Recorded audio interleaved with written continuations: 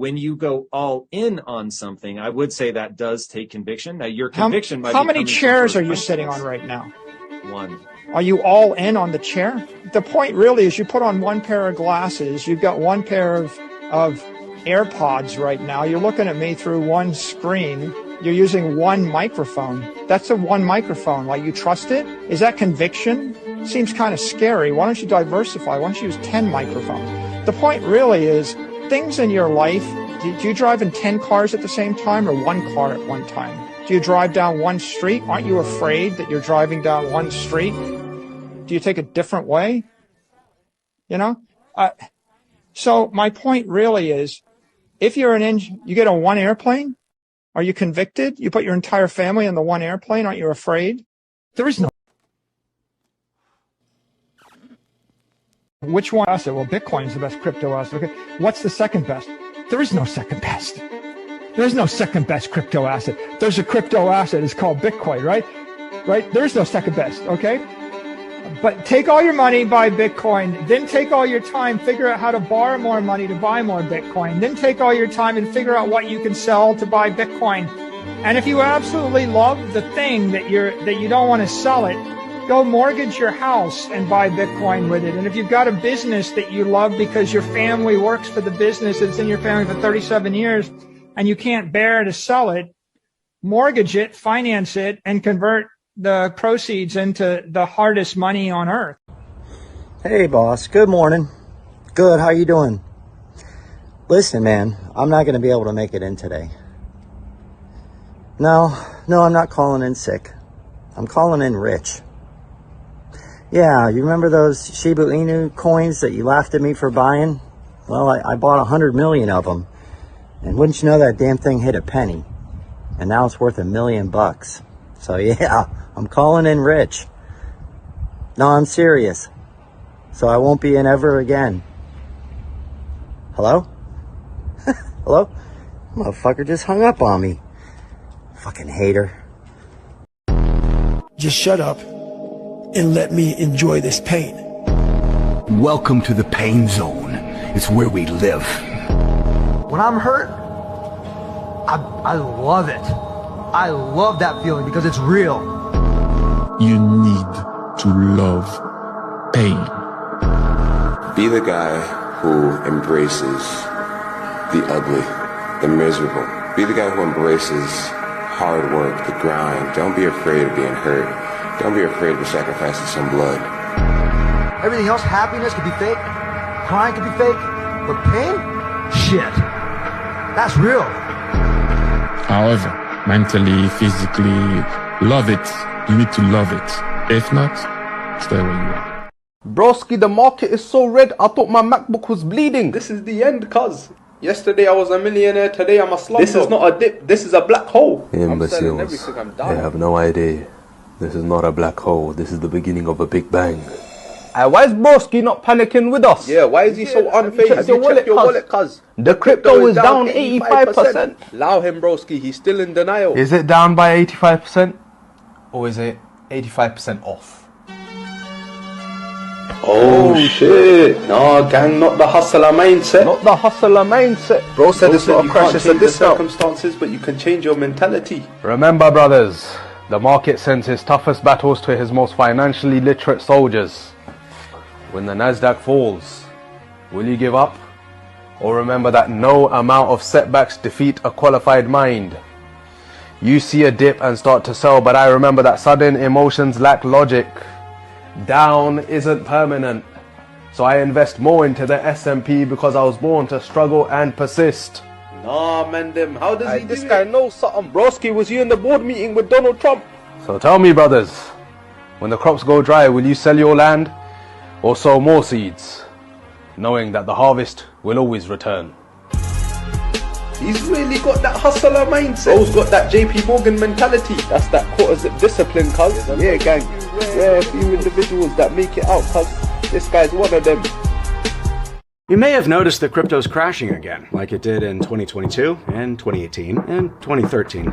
You get the picture. But there's something different about this crash that you need to know about. Crypto has always gone through boom-bust cycles, but now, thanks to loosening regulations, people can buy financial products that give them exposure to Bitcoin and other cryptocurrencies through the regulated stock markets. They're called ETFs, and over $100 billion worth of crypto was bought by ETFs in the past 2 years, as the size of the market seemed to only go up. But in October of last year, after Bitcoin briefly reached an all-time high price of $125,000, investors began to take some risk off the table and sell their shares of these ETFs. The result? The price of Bitcoin and other cryptocurrencies has nosedived. As of the time of recording this video, Bitcoin is down nearly 50% in just 4 months. So what happens now?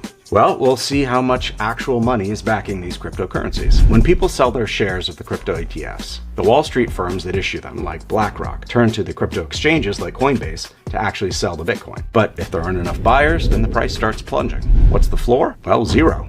The only thing that I've seen from you that has not, really panned out is the old Bitcoin statement. I still don't believe in Bitcoin, but as Jamie Dimon said a couple years, not just to me, to the shareholders, if my customers want me to make a market in I'll make a market in If you think it's going to replace the dollar as the main currency, if you think it's going to be like the national bank, that's just not going to happen.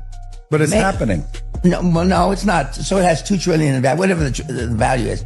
But if you think that the Ford Foundation, the Rocket Foundation, the Federal Bank Reserve, they're all buying it. They're 1%. Well, why would they want any if it's going to be valueless? Because it's an embarrassment clause.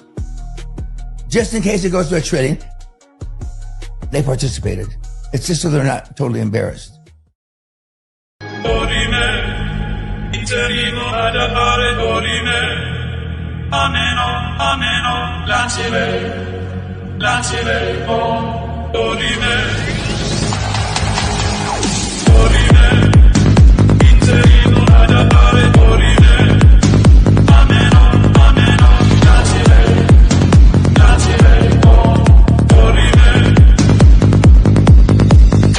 Punky, on me, funky, monkey, punky, pump it, price, jump it, hop in a new whip, paid for by Punky. I'm just too lit. Somebody say something. A monkey that look like a frog, price look just like a dog's, full of some chads and gods. Fudders is mad I bought. Word to your mothers, this monkey is doing a lot. Take out a hammer, I'm whacking a fudder, just cleaning the face. Jumping on Twitter, take over the space. Punky is pumping, increasing the pace. A monkey that look like a frog, paid for my flight to Prague. Touchdown, Punky Lamborghini rental in the garage. She's at my Punky, we had a menage. No, she not Nikki, cause I'm too picky. That's why my portfolio is long as a blog. All about Punky and why that shit rocks. Punky take over the block, watch. Punky, on me, funky, monkey, punky, pump it, price, jump it, hop in a new whip, paid for by Punky. I'm just too lit. Somebody say something. Punky, on me, funky, monkey, But like most of the people who are buying assets at some point want to sell the assets at a profit. People that use fiat currency as a store of value, we call them poor. We call them poor. People that use fiat currency, we call them poor. We call them poor. We call them poor. We call them poor.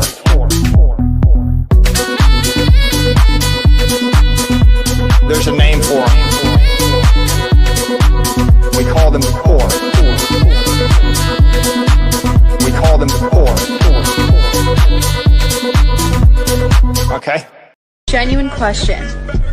Butt or boobs? Bitcoin! By the science guy. Bill Nye, the science guy. Bill. By the science guy. Bill Nye, the science guy. Bill. Do I have your attention now? Do I have it?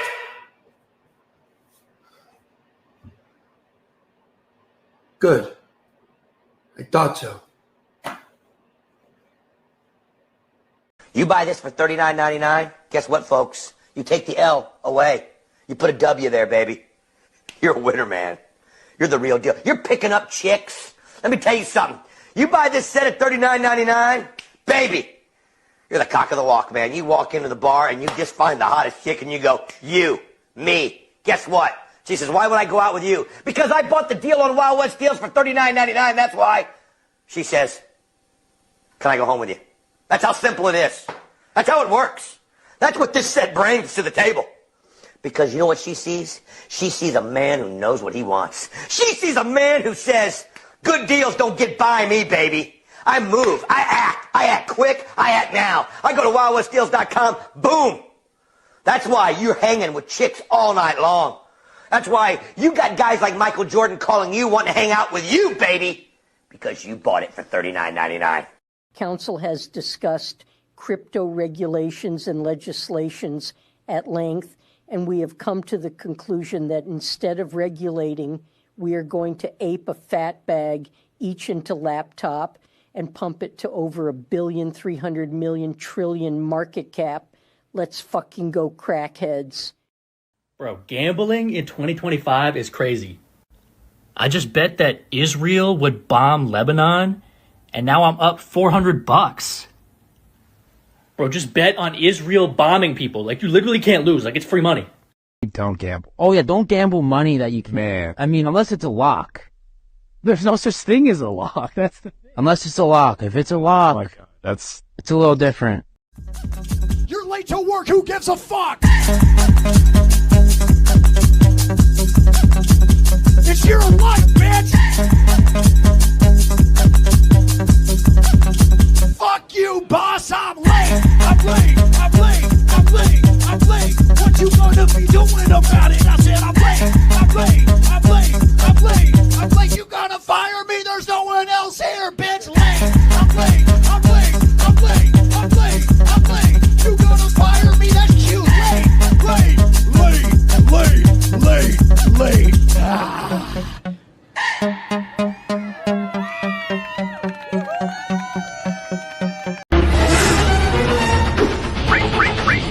Datang lagi.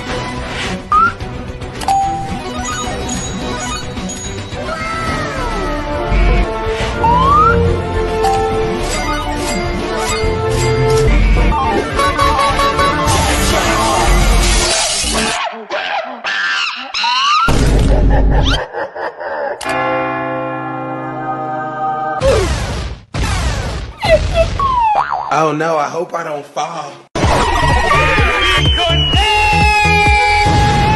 Missing. But you cried. There were tears that ran down my face, but I did not cry. I mean, that's crying.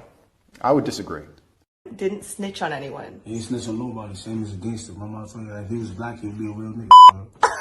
Yeah, real shit, man.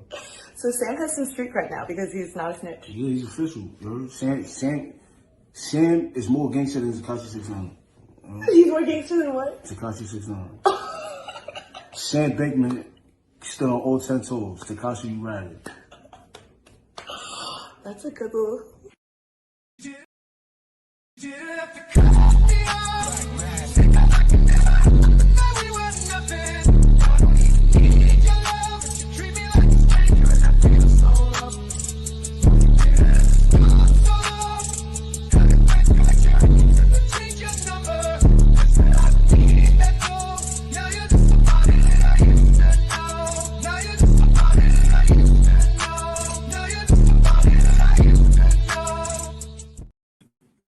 Good morning, good afternoon, good evening, and good night here from Las Vegas, Nevada.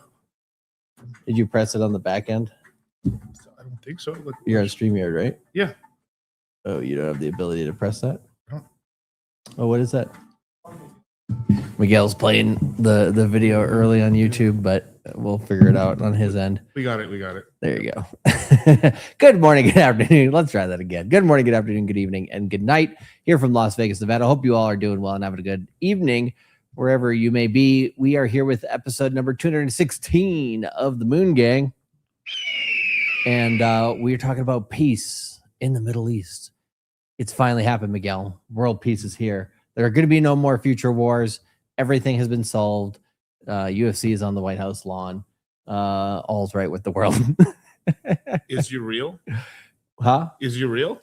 I don't know. Really We'll find out here in about probably the next week. But at least now, allegedly, right? Pakistan, of all countries, has brokered a deal.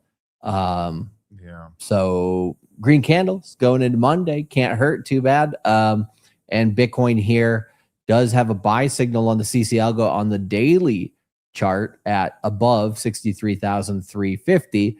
So as long as we're holding there, we're on a buy. Although we are on a left translated 60-day cycle, meaning we will most likely not exceed, this is a pretty high number, but 78K, right? We'd most likely stay below there.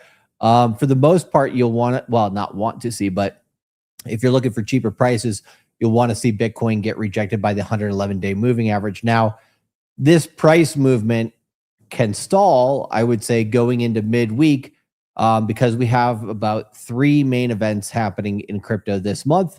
I would say, you could kind of argue 4 if you're looking at price as one of them. But things affecting price essentially, right? If the peace basically with Iran, if that deal actually goes through on Friday, then you have a whole week of speculation. Will Trump, fuck it up? Will not Netanyahu fuck it up? Will, Iran decide to pull out? Like what, could go wrong? Pretty much anything, right? On that. And then right in the middle of all that, on the 17th, we have the Kevin Warsh first FOMEC meeting. So that should be interesting. I think you're going to be doing a show about that on Wednesday, right? Yep. On Dollar Cost Crypto. So can't wait. It's been a minute. It's been a while. Exactly. Yeah. I ended up not doing like a full show on the previous April 29th meeting because it was basically going to be kind of a nothing burger, pretty much, because it was like, it was Jerome's last like meeting. Yeah. So I knew he wasn't going to shake the boat too much, but I mean, there was still some interesting comments where he's like, "I ain't fucking leaving. I ain't going." Right. So that was kind of interesting to kind of hear him say, like, well, not exactly like that, but the reign of Darth Paul, the Wise, has started. He's going to be in on those meetings and stuff, but you're going to let me see Warsh, but the data is leading towards, I don't like to say this, but increasing rates maybe at some point in the year. Yeah. Well, now here's the really interesting thing with peace in the Middle East, or at least for 60 days, which to be honest is probably the most peace they've had in 2,000 years. But generally speaking, right? That peace in the Middle East can kind of just make things in the market kind of a little bit more frothy during that time. Yeah. And so what it can do for inflation, right, is because Strait Hormuz opens back up, give it 1 or 2 months basically. And let's say inflation is 4.2 right now, maybe it comes back down to like 3.5 over a couple months, kind of chills off.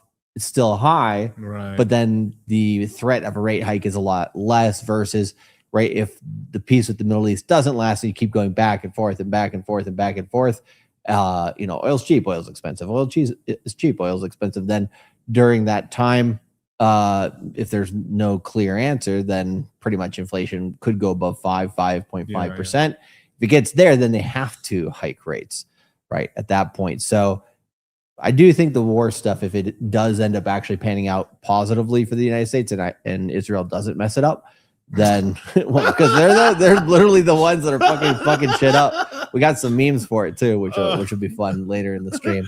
But I mean, it's pretty obvious, right? Netanyahu's he's a crazy man, as Trump would say.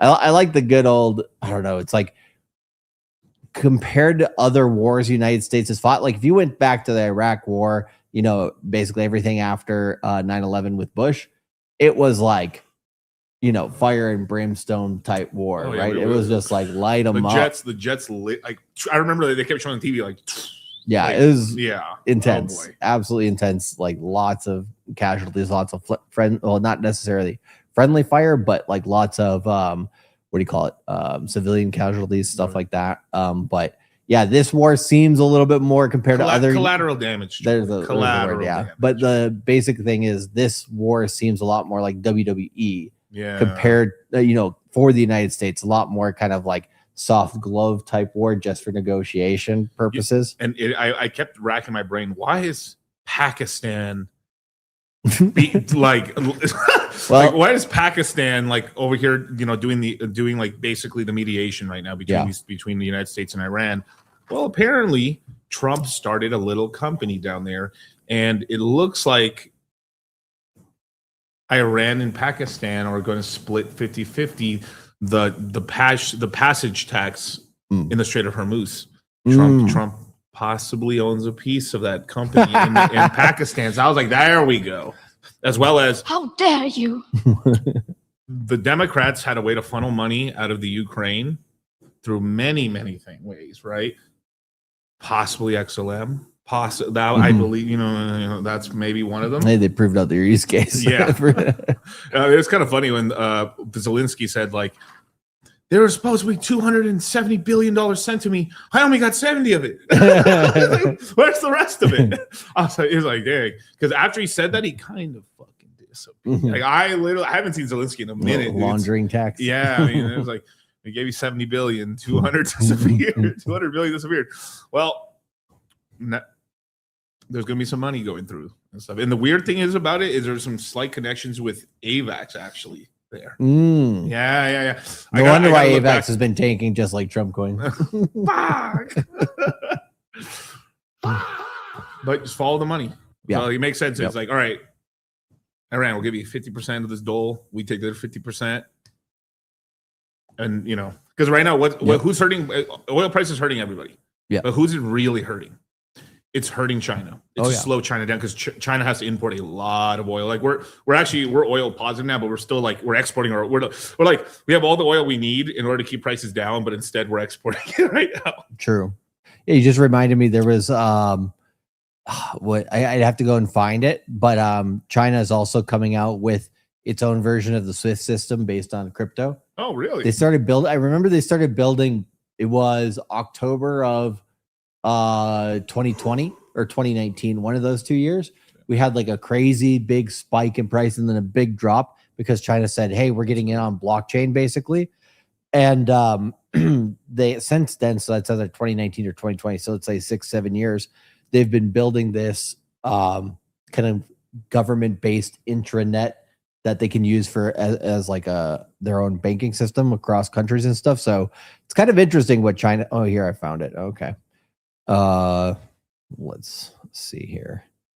Can you share the screen there, Kyle? So it's this thing here, right? So China set to launch a SWIFT alternative payment network. They're reportedly preparing to launch M-Bridge, a blockchain-powered payment network backed by 5 major central banks. I wonder which ones, right? Probably the BRICS-related ones, I'm guessing. With $69 billion already processed, the platform could become China's biggest step yet towards challenging dollar in a global commerce. So this, I think, something like this will help to get the Clarity Act passed because this just proves that blockchain and crypto, if you're not number one in it, right, that is a national security threat when it comes to economics. So yeah, there was that one lady who is saying basically it's a impossibility for the Clarity Act to get passed by July 4th based on how many people's desks it needs to go across and everything like that. But now I think one of the things I heard somebody tried to say, hey, by September. I mean, they've been saying like every other goddamn month since January, which is hilarious. But I mean, if China starts doing something like this, interesting. So yeah, I mean, there's going to be kind of these tit for tat things in different spheres. It's going to be in AI, it's going to be in crypto, it's going to be on, the oil and war front, the economic front, like all sorts of different ways that they can kind of compete with each other. They're going to. Because like from the estimates I've heard, like China has been like, now you got to please give me some rope here. I mean, they, this number always changes because like I remember back in the day, like in 2018, China's going to attack Taiwan, like that was the big year. Like I remember they kept talking about it, but like by 2050, Miguel, but we swear. We swear. But there's been a lot of like kind of reports for a while now that like they were looking for like 27, 28 to be the year they attack North 27, but we'll see. Hopefully not. True. So yeah, but just speaking about, this week, this month, it's basically how much does the deal with Iran stick?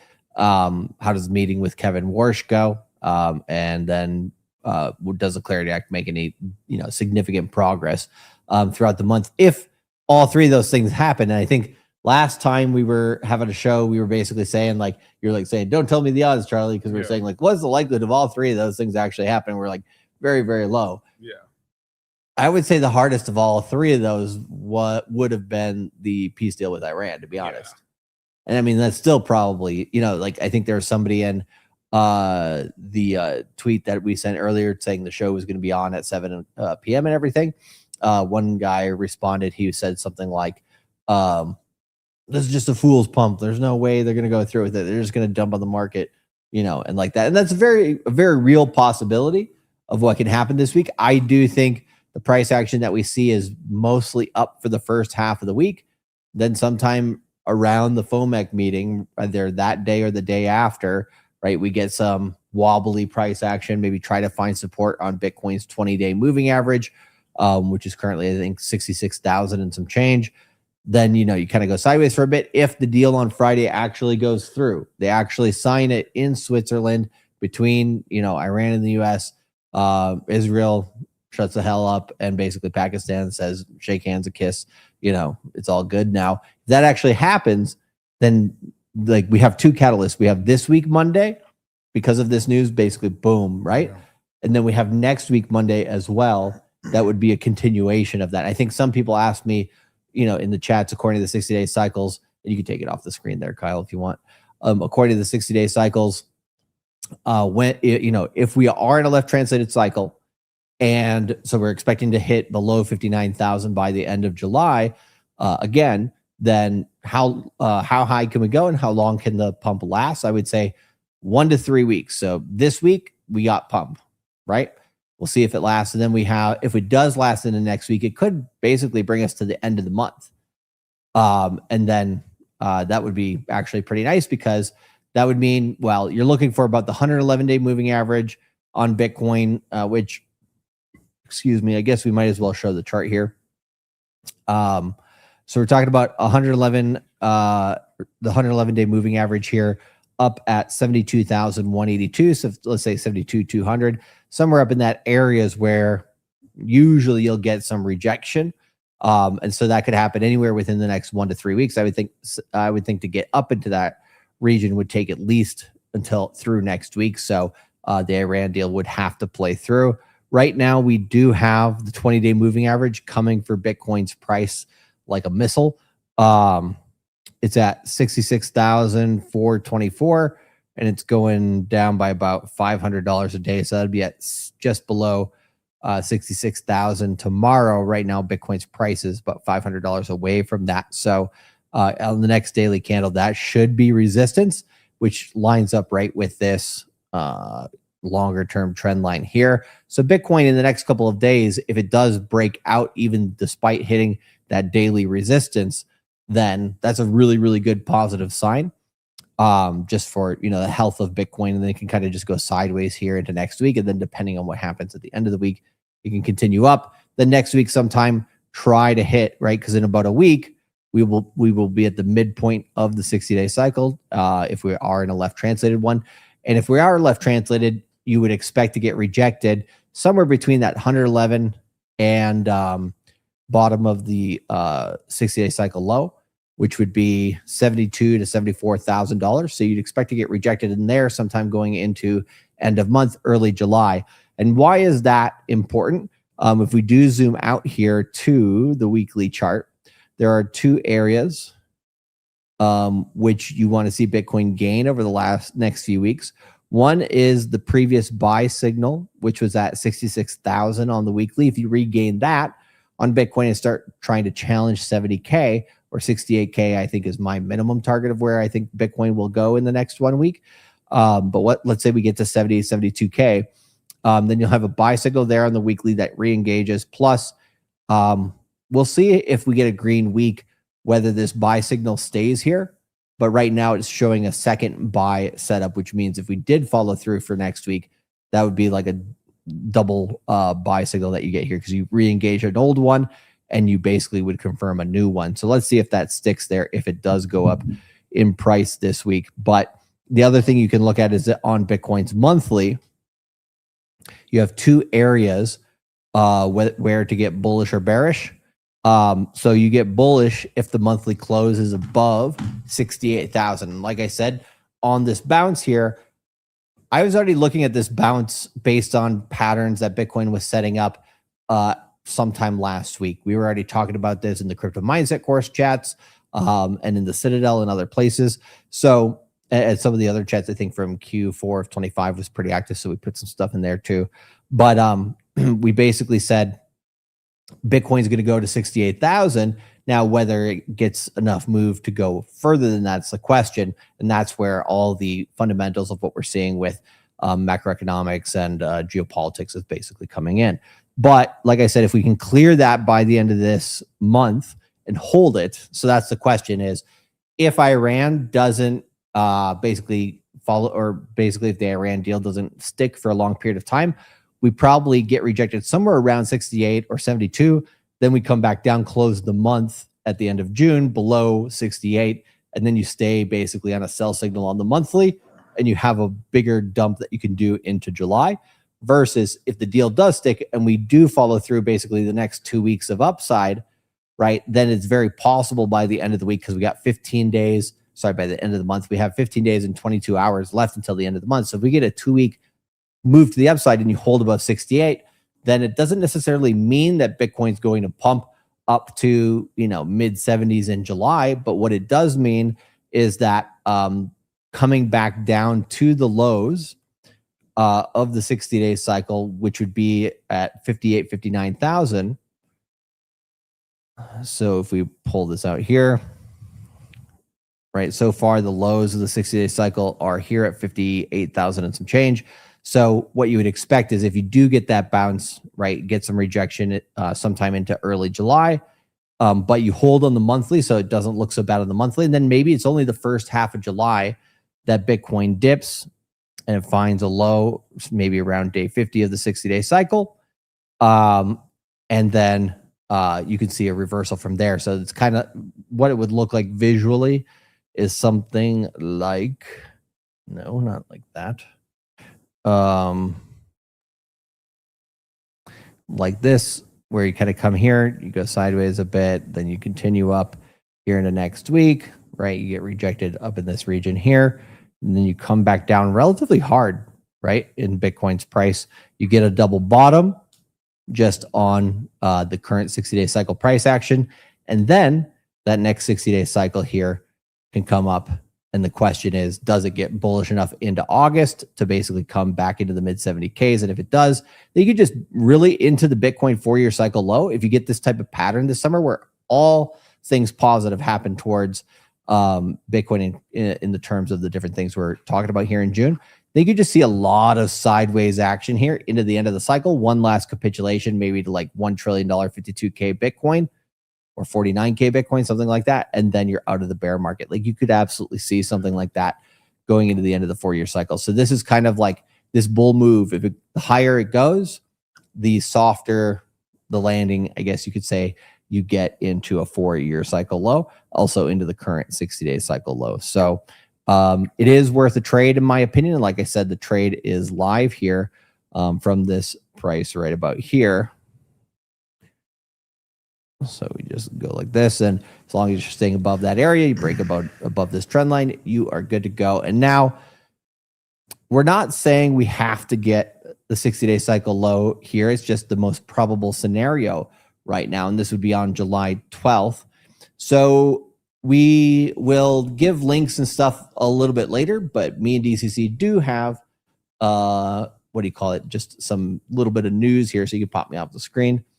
And we are going to have the next Crypto Mindset course for Q3 available for enrollment from Friday, July 10th. So that'll be a week after the 4th of July.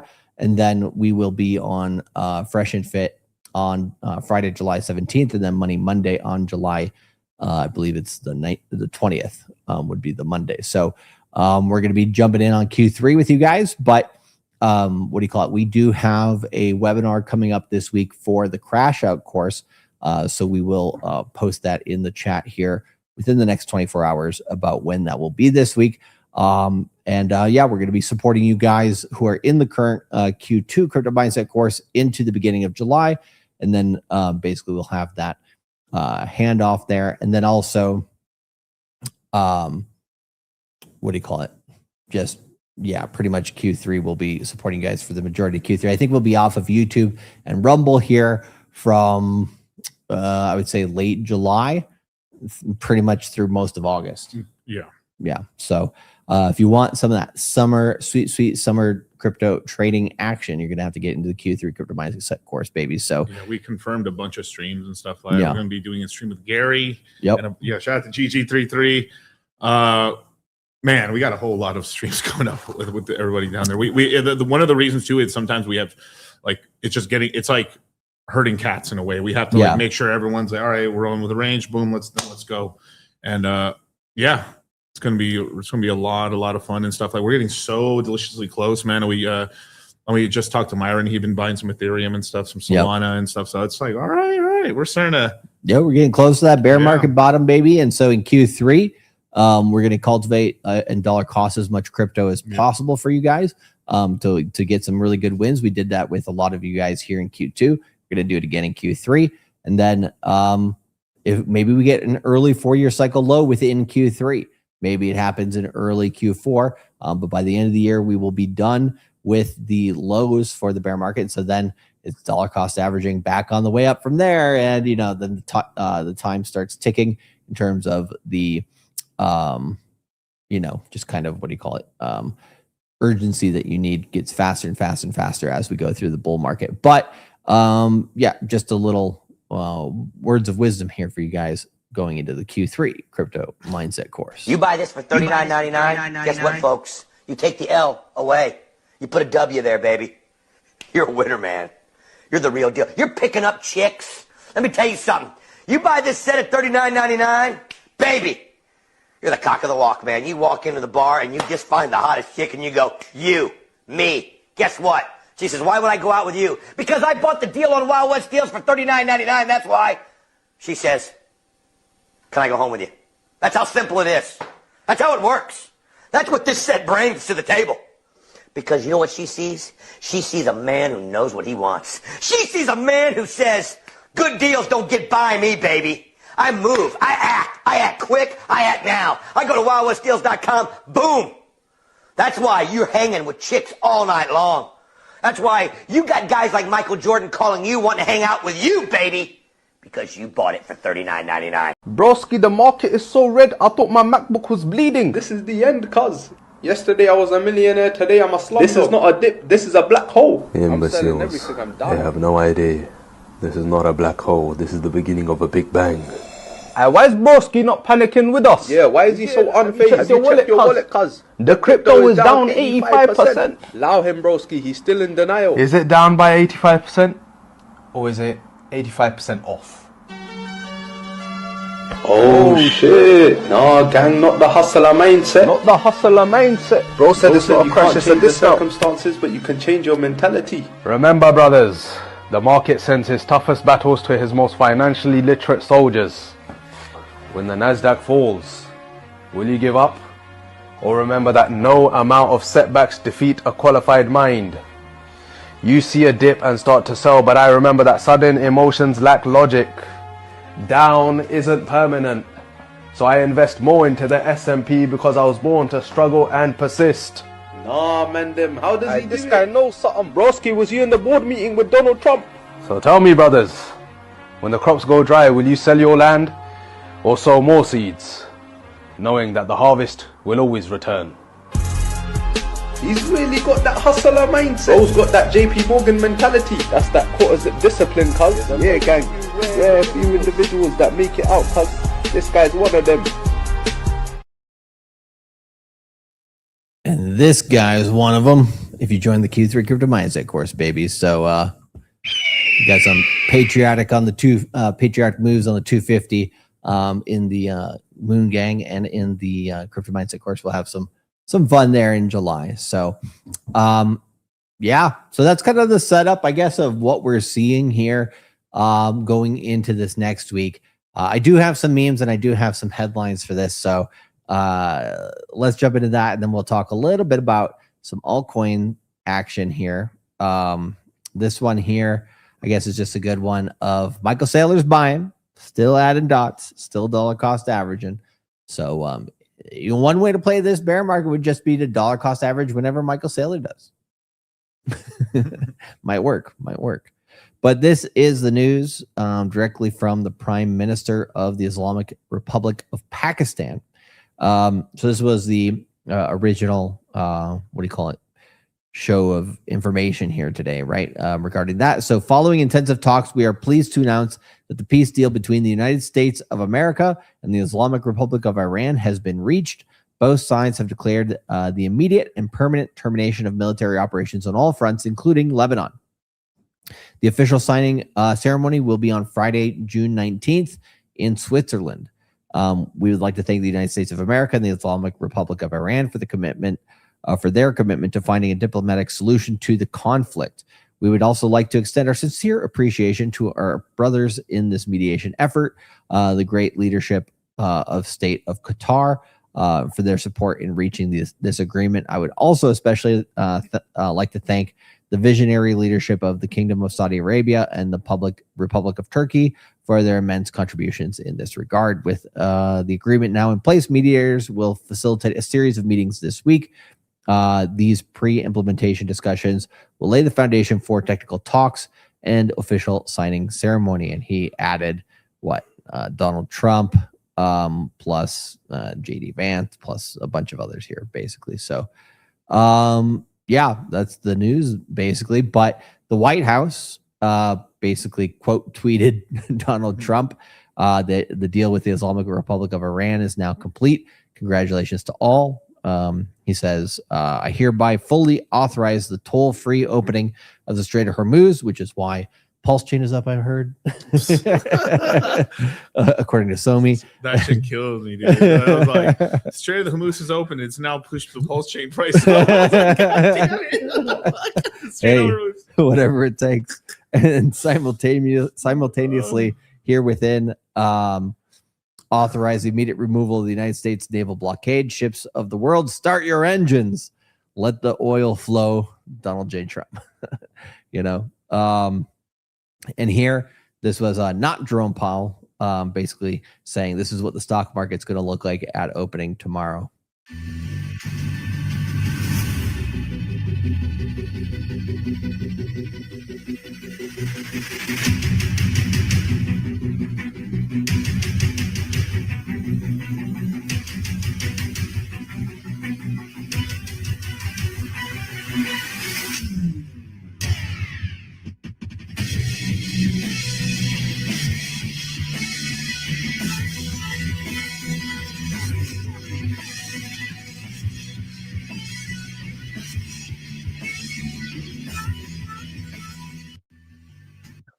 All the green candles, all the way past Uranus. It was on there. Anthony Pompliano thinks this is pretty funny, which I agree. But also another meme of the stock market opening tomorrow.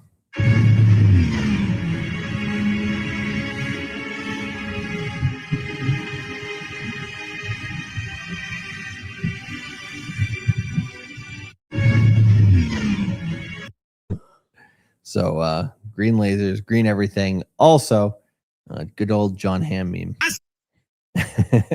So the market's celebrating a little bit right now. Is it too early? We will see. We have Tony O, our friend here on Kick, saying, I just hope this deal isn't another Taco Tuesday that will top and will sabotage, which is why I said going into the Kevin Warsh Fed meeting on Wednesday will be a potential area where if we do get a stall out, that's where it would be, in my opinion, somewhere between that and Thursday.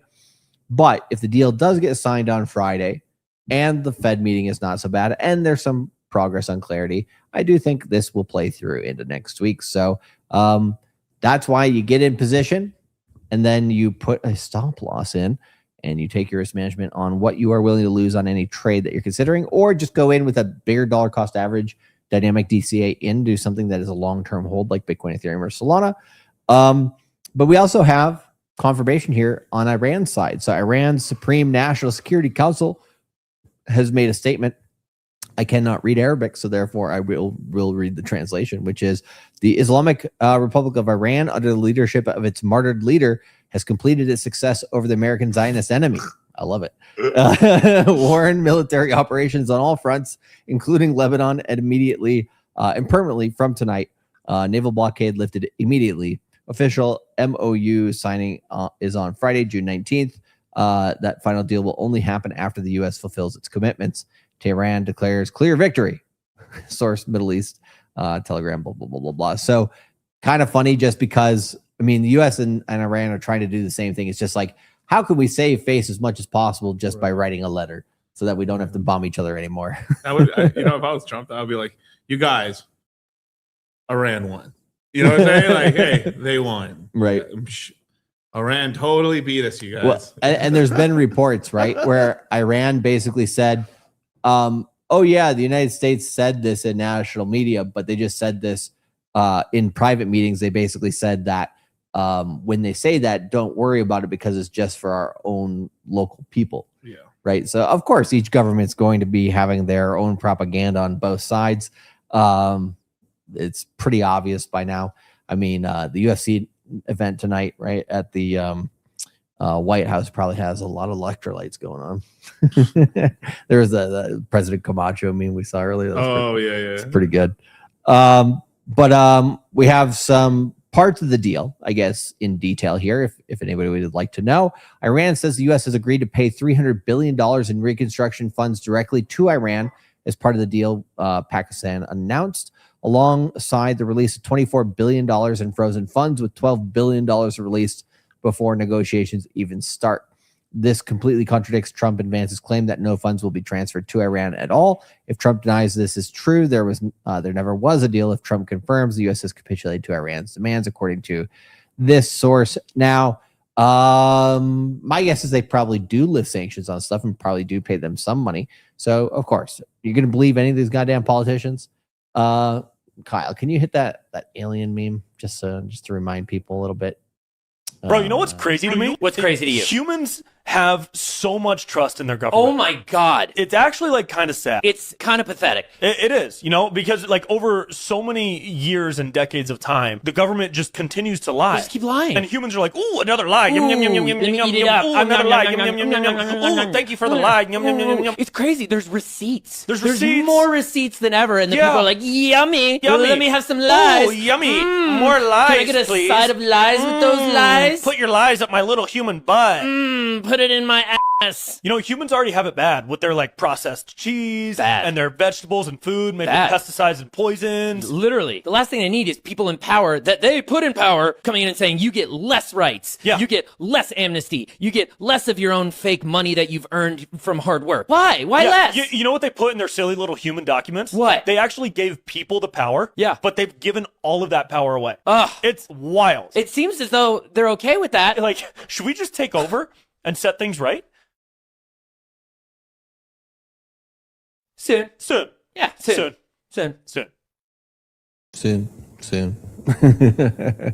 So, also allegedly, some of the expected terms: one, extend the ceasefire between the U.S. and Iran for 60 full days. Begin 60-day negotiation period for technical discussions around Iran's nuclear program. Removes U.S. naval blockade and reopens the Strait of Hormuz. U.S. will commit to discuss sanctions relief with Iran. U.S. will commit to discuss the release of frozen Iranian funds. Peace deal includes permanent end to fighting on all fronts, including Lebanon. Here's looking at you, Netanyahu. Final agreement to be signed on June 19th in Switzerland. We expect to receive more details, right? So that's pretty much the majority of it. This one I thought was pretty interesting as well. The UK, France, Germany, and Italy are ready to lift sanctions on Iran as well, following a peace deal with the U.S. So they're standing making a lot of money here. I mean, the ex-leader already died, so might as well move forward, right? Martyrdom. Yeah, in martyrdom.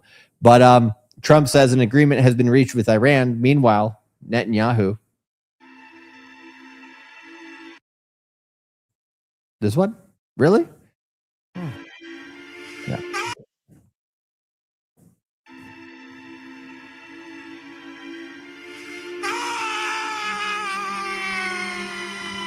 They stole it from me, karma and they took it.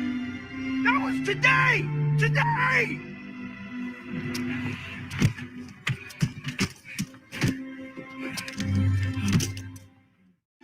So not the best day for Netanyahu out here.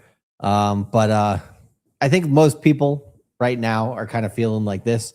Make America great again. Well, it's Iran peace deal day again. He's going to see his shadow, right, on Friday. What are the odds, Miguel, that you think the deal does go through on Friday and kind of bleeds into the market pumping into next week? I think the odds are decent, more decent than most people probably think. Yeah. I mean, because usually these things get announced on like a Thursday or a Friday. Yeah. But it could be just to put the market in a higher position. So when the war stuff comes out, we kind of go right back to where we were on the market before. That's a good way of putting it, yeah. Yeah. I wouldn't say 50-50, but I'd probably give it like a 60-40? Yeah, more like 70-30 probably. In favor or against? Against. Like, yeah. I mean, because if it lasts past Friday, yeah, I put it much higher. Sure. Yeah. But like lasting, like, oh, it's over. I don't know. They got 60 days, at least the 60 days, right? Come on, baby. No whammies. No whammies. No whammies. Should we ask Magic 8 Ball? All right, let's see. Magic 8 Ball. What's the likelihood that the peace deal with Iran gets signed on Friday the 19th of June, 2026? Friday the 19th? Yes. It says yes. That's good. It's a done deal. Magic 8 Ball said so. 19th is like one of the worst days ever to sign shit. Hey, probably 60 days later it'll come back. But hey, we achieved peace for a full 60 days. And some news here. Netanyahu directly rejects the Lebanon clause of the U.S.-Iran agreement announced by Pakistan, telling Trump the IDF will not withdraw from Lebanon and that Israel does not consider itself bound by the clause. So this is Israel every time the U.S. and Iran are close to a deal.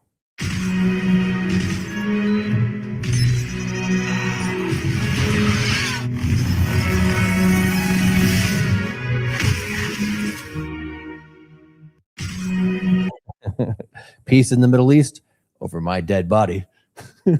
Literally. And then everyone, the U.S. and Iran peace deal is about to be signed. Let's go. Netanyahu's decision here.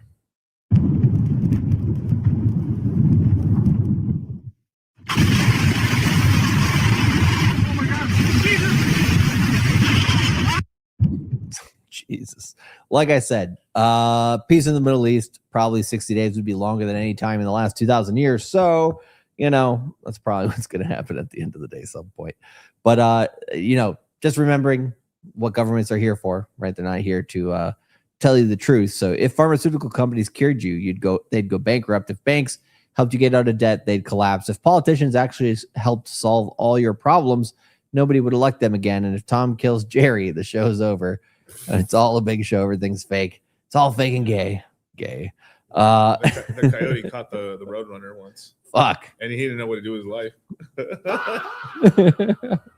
Damn. So, it doesn't pay peace doesn't pay pretty much when it comes to how it works at the end of the day, unfortunately. Sometimes you get the girl your dreams. You find out it was just a dream. Also. But, I think a lot of people looking at different patterns and being like, this stuff has to go through, right? But, the patterns align and get setups, right? And then basically the fundamental news comes through, or it doesn't and makes or breaks the pattern. But I just like this one here about Head and Shoulders. Say, no, bro, the coin can't go up. It was a Head and Shoulders, bro. I was going to buy it all at $35,000 Bitcoin in this bear market. I swear. But, and then last thing here, one thing that allows Bitcoin to go up here is we are, very heavy on the short side. So there are 7 times more Bitcoin shorts than there are longs right now, right? So Bitcoin has the right technical pattern to basically bounce back up. The oversold, how oversold it was on the RSI last week was crazy, the most since the capitulation in February. You also had the fear greed index going below 10. Now you have 7 times more shorts. You have at least temporary peace in the Middle East, right? You have potentially nothing happening at least with rates on Wednesday, and then maybe some Clarity Act movement. So everything's looking pretty decent, I would say. Pretty decent for continued price action to the upside. Again, next thing will be 20-day moving average. Let's see what happens there. But that's pretty much what we're looking at this week. So if you come over here and want to discuss this more on a 24/7, 365 basis, come over here to cultivatecrypto.com/shop, jump into the Citadel. Join me, Miguel, over here where we have a good time. We're always doing different calls, webinars, pin stuff in the chat about price breaking out, coins that people want to discuss about whether they should be buying or not. Bitcoin, Ethereum, and Solana buy-sell action on the CC Algo dashboard. Plus, you get $50 off a Future Crypto Mindset course for every month you renew in the Citadel. So we will be live for the next Crypto Mindset course a month from now. And if you renew during that time, then you'll get $50 off that course. So if you sign up pretty much, I would say within this week, you're likely to get a $50 rebate if you do renew your crypto or your Citadel going into the Crypto Mindset course enrollment period in that mid-July. So good times ahead. I'll throw that in the chat here. And then let's see here.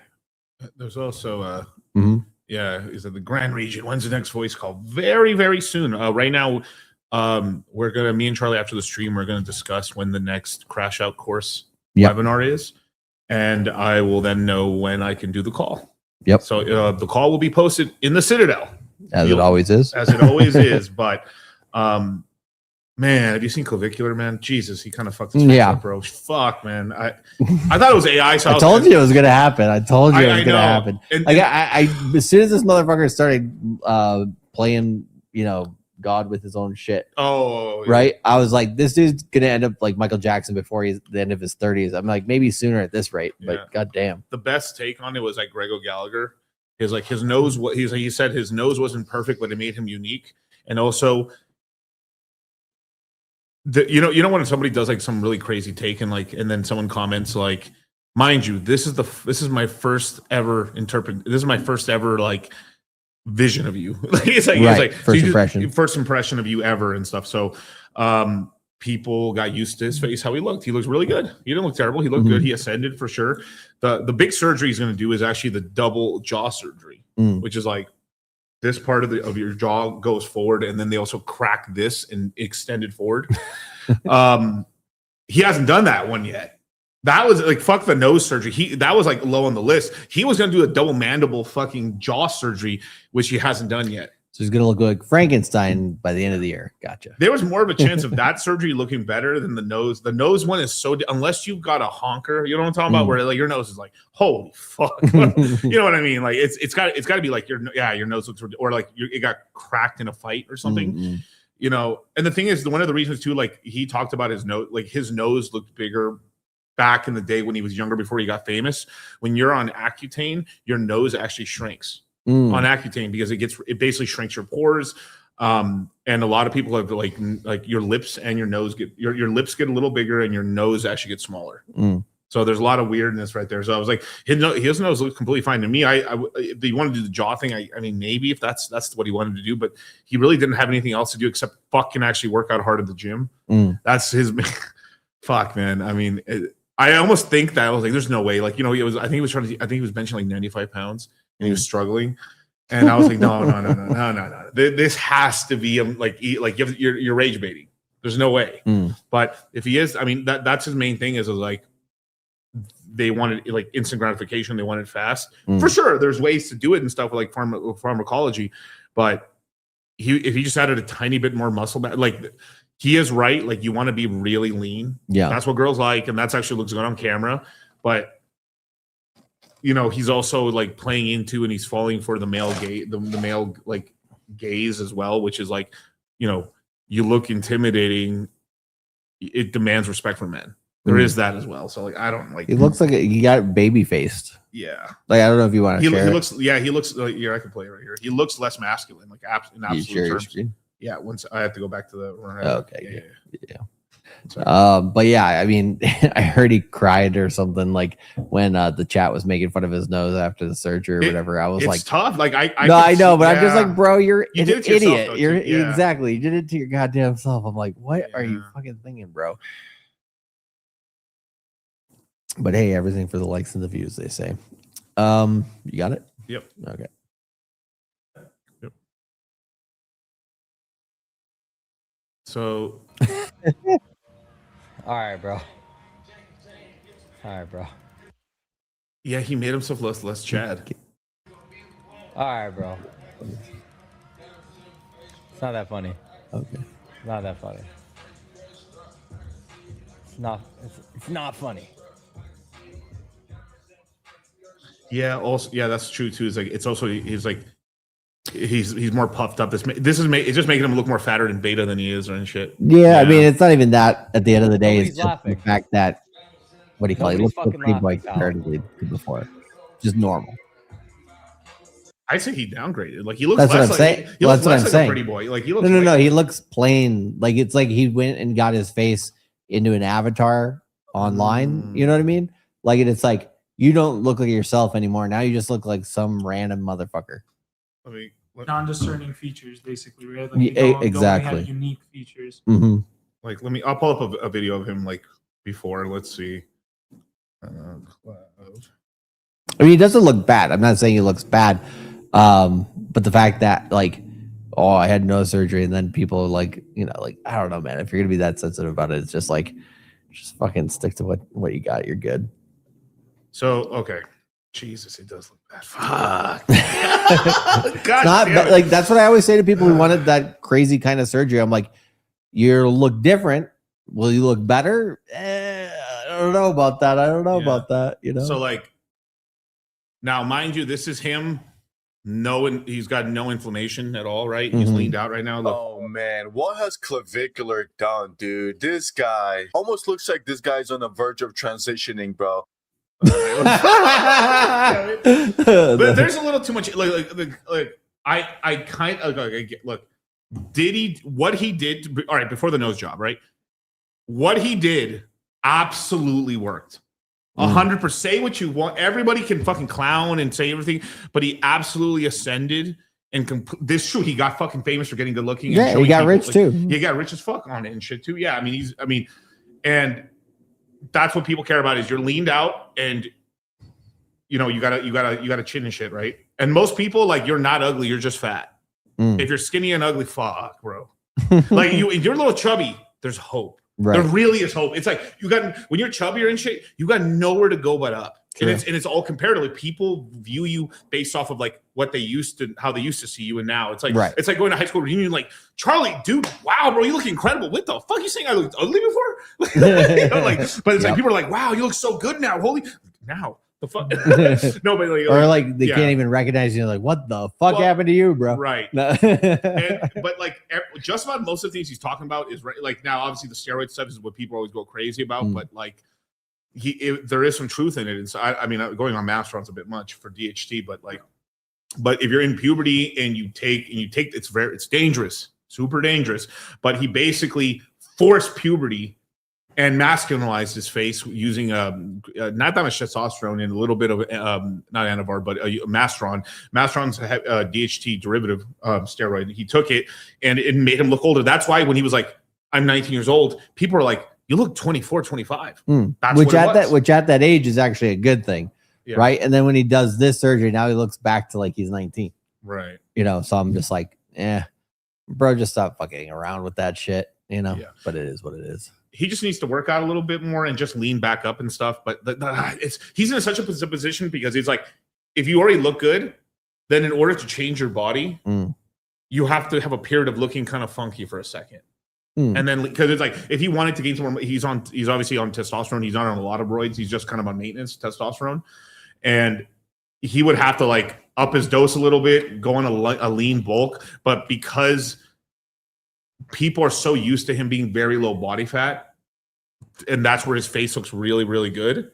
Everyone's genetics are different. Like some people hold way less fat in their face. Other people, it takes them down. You have to get down to like 8% body fat in order for your face to look super lean. Some people's faces look incredible. They're like at 14% body fat. Everyone's genetics are different. Some people's faces usually just look like a moon face motherfucker. You know. What's that movie called? The Toxic Avenger. Have you ever seen that one? The 70s one? It is from the 80s, yeah. Or 80s? Yeah. But I just remember he's like, there's always cardboard somewhere falling. They throw Toxic Avenger, throws somebody cardboard. I'm like, what do we do? The movie gets pretty brutal in some parts of it, but fucking hilarious cult classic. The cornhole, the first movie. But people are really like, you could tell, like, I mean, this is the same. This was like they would consider this like being Metro or whatever, or I guess that was the beginning of it or whatever. But like, it like Queer Eye for the Straight Guy. Yeah, but their mistake. He's doing this to get famous and get bitches. None of it's gay. Like he's not gay at all, and it's just a lot of people are just jealous of Clavicular. One of like, how dare this young guy get pussy, get money. Yeah, what the fuck? I mean, That's a lot of it. There's some of it, but then there's also people being like, bro, you're just gonna fuck yourself up so bad. You know what I mean? Because like I'm like, if he didn't do the nose job, would he fucked himself up? Like if well, nose job. I think he would have been better without that. No, I agree. Yeah, I agree. and so then basically like because like then it's I don't know how to describe it. It's like you do one bad move and it's like okay, now you have to do something else to kind of fix that. It's like it's just never gonna be the same. Possibility of digging yourself into a deeper hole. Right, exactly. And that's how women get in trouble with the surgeries. It's like the big one's lip filler. Like they can put like if they put a small, they never do. Yeah, they put a like small amount. And then they got to put more than that, to the next, to the next. Yeah, and then it keeps going, and eventually your face just morphs into something like it's never just like I'll just do a little. Like, even with Botox, not that bad, but like if you Botox is freezing the muscles. Exactly. Right? The thing with like and he even knows this. That's the fuck. This is the shit that fucks my brain up. He knows this stuff. I've heard him say this. Yeah, filler is one of the most retarded shit you could do to your face because you can put filler somewhere. And then over 2 years, it will there's entire things where it shows where like filler will end up kind of being at the bottom of your chin. Have like a gizzard. And it migrates down. It migrates down. The lipstick can stay there, but it just looks fucking dumb. I never understood the lip thing. Well, with it's girls. because he's part of the space, man. This is a very toxic fucking space.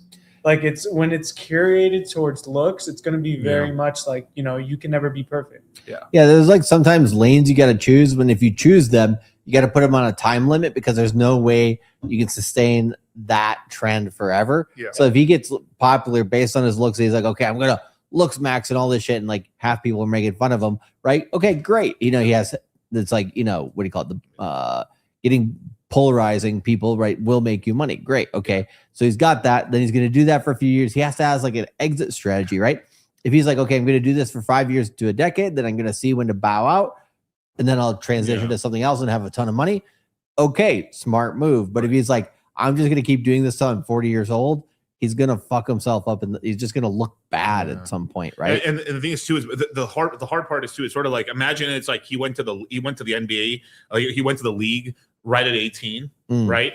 And it's like your career's over at 25. And it's like, you can't let it go. Like, I mean, I wouldn't let it go at 25 either. Right. Like, But I know if myself, you, I wouldn't nobody wants to, but you might have to. You have to have that that's exit all strategy. you're known for. It's like I saw this guy, he had a video. But you on can change that by 25. Like if you're 25, you can shift. That's true. It's much easier. But being famous at young kind of does fuck you up too.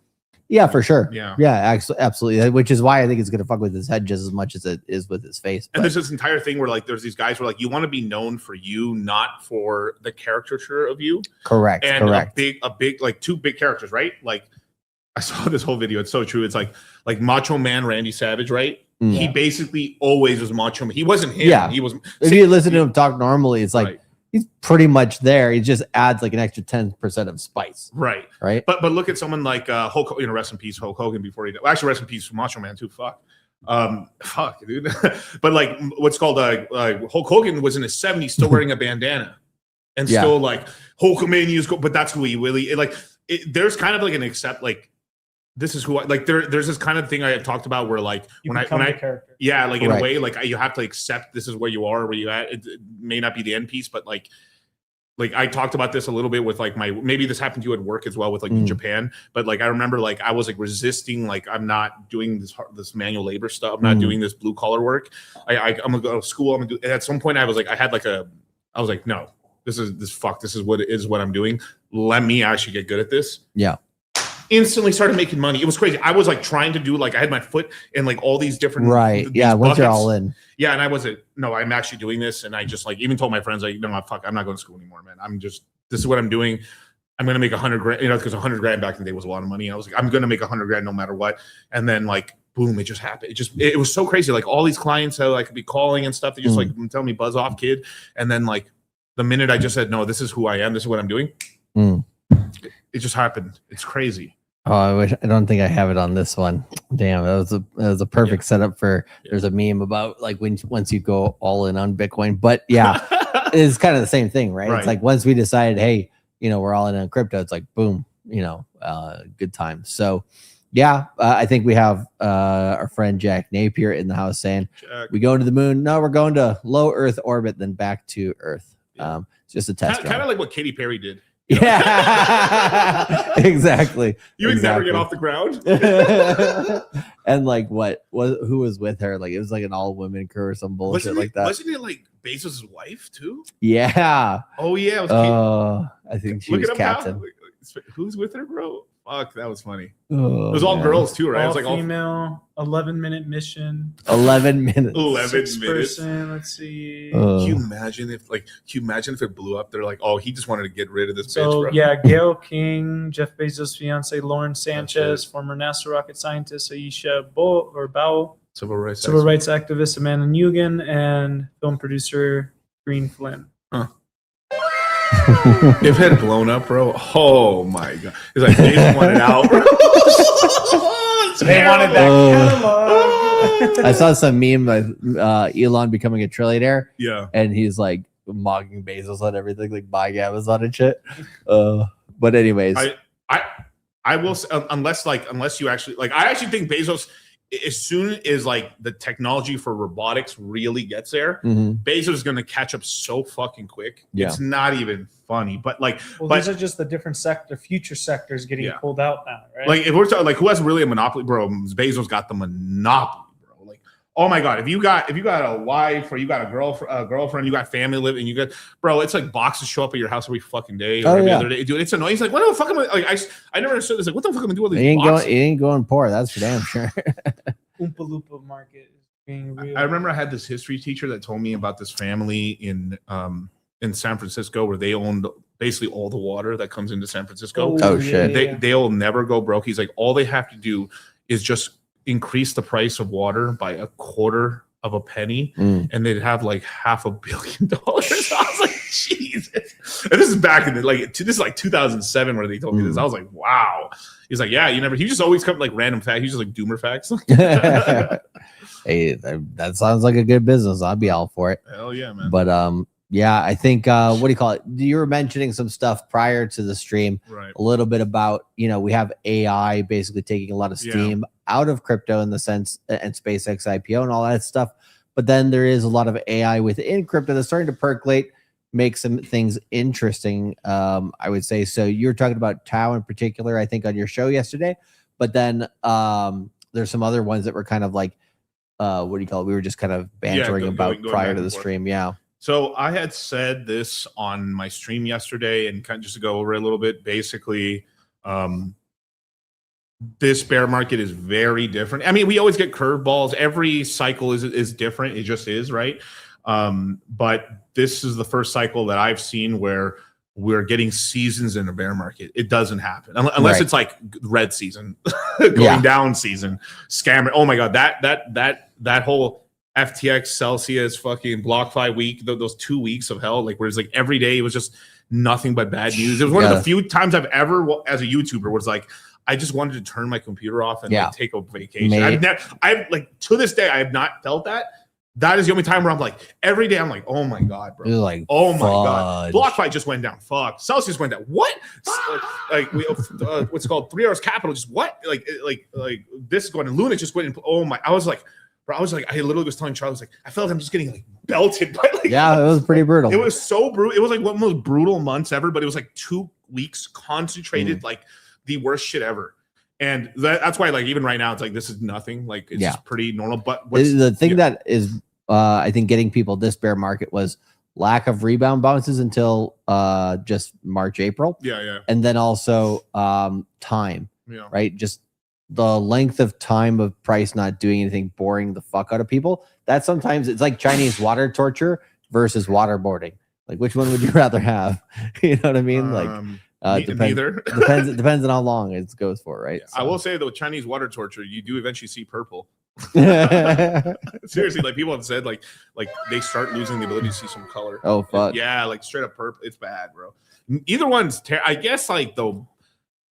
I mean, you'd rather get the Chinese water torture, but like, because like you could literally can die from waterboarding, absolutely. And even though because they could fuck up and just drown you, but it's terrible.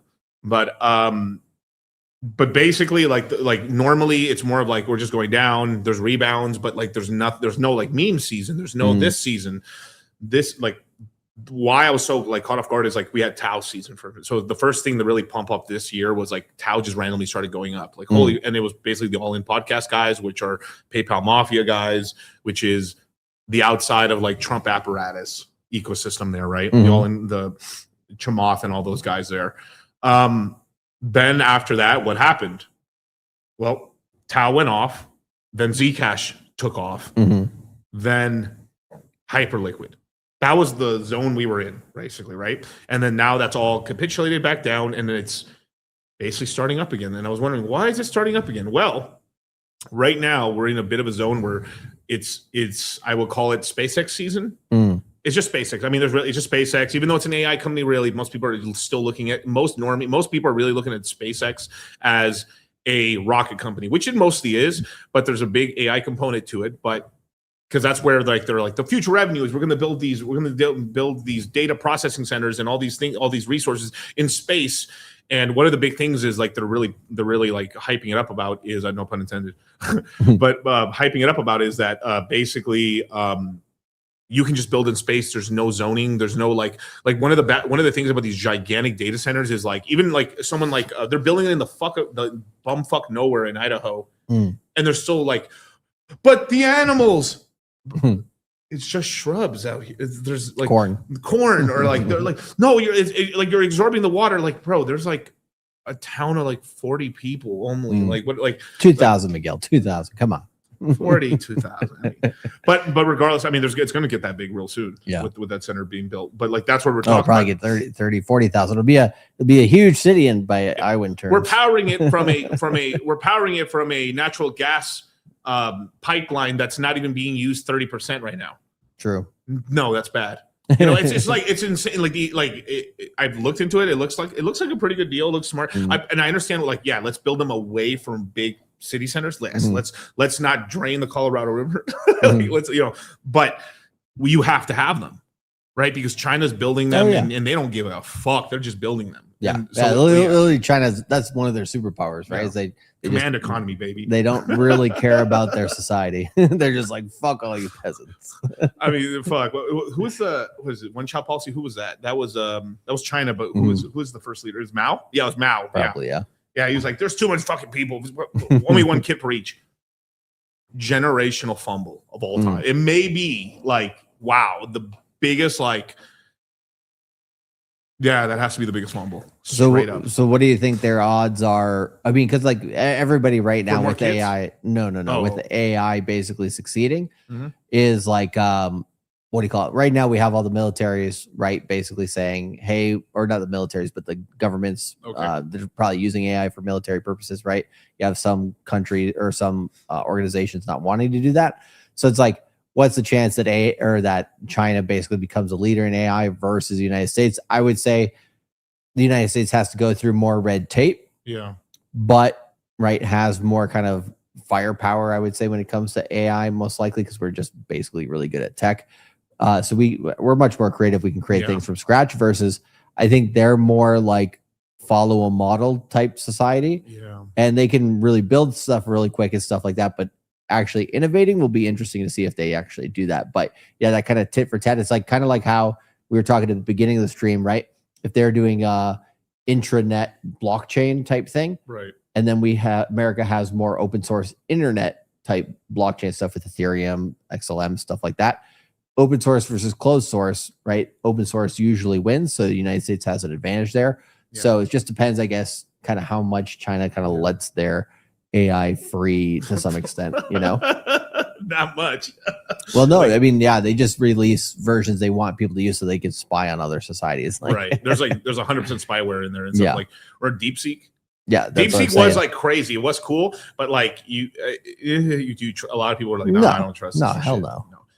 But yeah, that's going to be and that's the other thing, right? It's like more societies around the world trust the United States way more than they do China. So just you can see that by who uses the US dollar versus the yuan. Right. But yeah, I think that's where crypto comes into play and basically has a pretty good advantage. So there's a lot of this fusion crypto AI that is actually starting to get a lot of use cases. Right. We're talking about Akash with compute doing well as well. Virtuals is held up pretty good during the bear market, right? So I don't know if you want to talk about any ones in particular. Sure. So just to go to that, so obviously I talked about SpaceX. So SpaceX is the big IPO right now. We've talked about it. There's about $4 trillion, and depending on where you look at, because they're adding a couple other IPOs in there, so it can make it more trillions of dollars. But OpenAI is the big one. I'm sorry, SpaceX is the big one. The next two are all AI. So that's the important. So we got OpenAI and we got Anthropic. That's the next two big ones. That's within the summer. Within the summer, right? So with the next let's just call it 4 months. Next 4 months, they're going to launch, right? Whatever the date is, and that's about $2 trillion, maybe a little bit more, but like $2.2 trillion for both of them combined. I believe SpaceX came out for like 1.75 trillion. So yeah, so it's about like $2 trillion between those two companies there. And so what's going to happen, because so the narrative is going to go from spaceships, Elon, AI. The AI stocks are this is probably going to be the local top for AI stocks. AI cryptos are going to launch off. So we're probably going to have a Tau season again. So Tau is going to end up coming back again, launching up. So this is why I was telling people, buy some Tau. It's, and probably take some profits on it.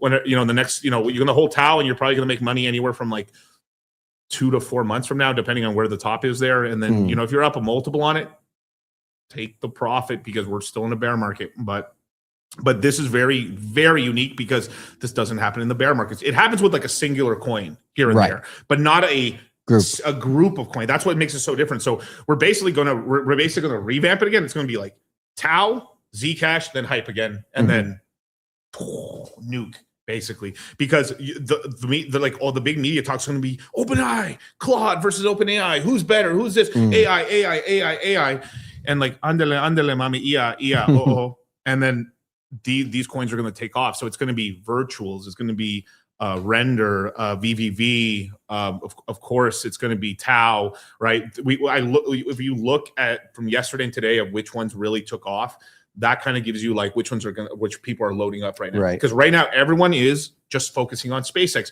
Some of the smart money starting very early yesterday started buying up Tau, started buying up virtual, started buying up a little bit of Render. Did okay, did like 9% yesterday. Nice. Fetch did like 2 or 3%, not much. It's kind of sitting there. Yeah, just sitting there, but it will move. But BBB moved a lot too, and Akash, another one we've been talking about as well, also almost went up because I think Tau went up like 33%, Akash went up 27%, Virtual is like 24%, 9% for Render. This is off the dome. The price has maybe even gone a little higher today, but that's incredible in a bear market. Yeah, let's look at a few of them. Yeah. We kind of see what Miguel's talking about here. So if you go to here, we got Tau, and basically, where was it here? I think it was right around here, right? They had gone up pretty good off of that on podcast mention and stuff like that.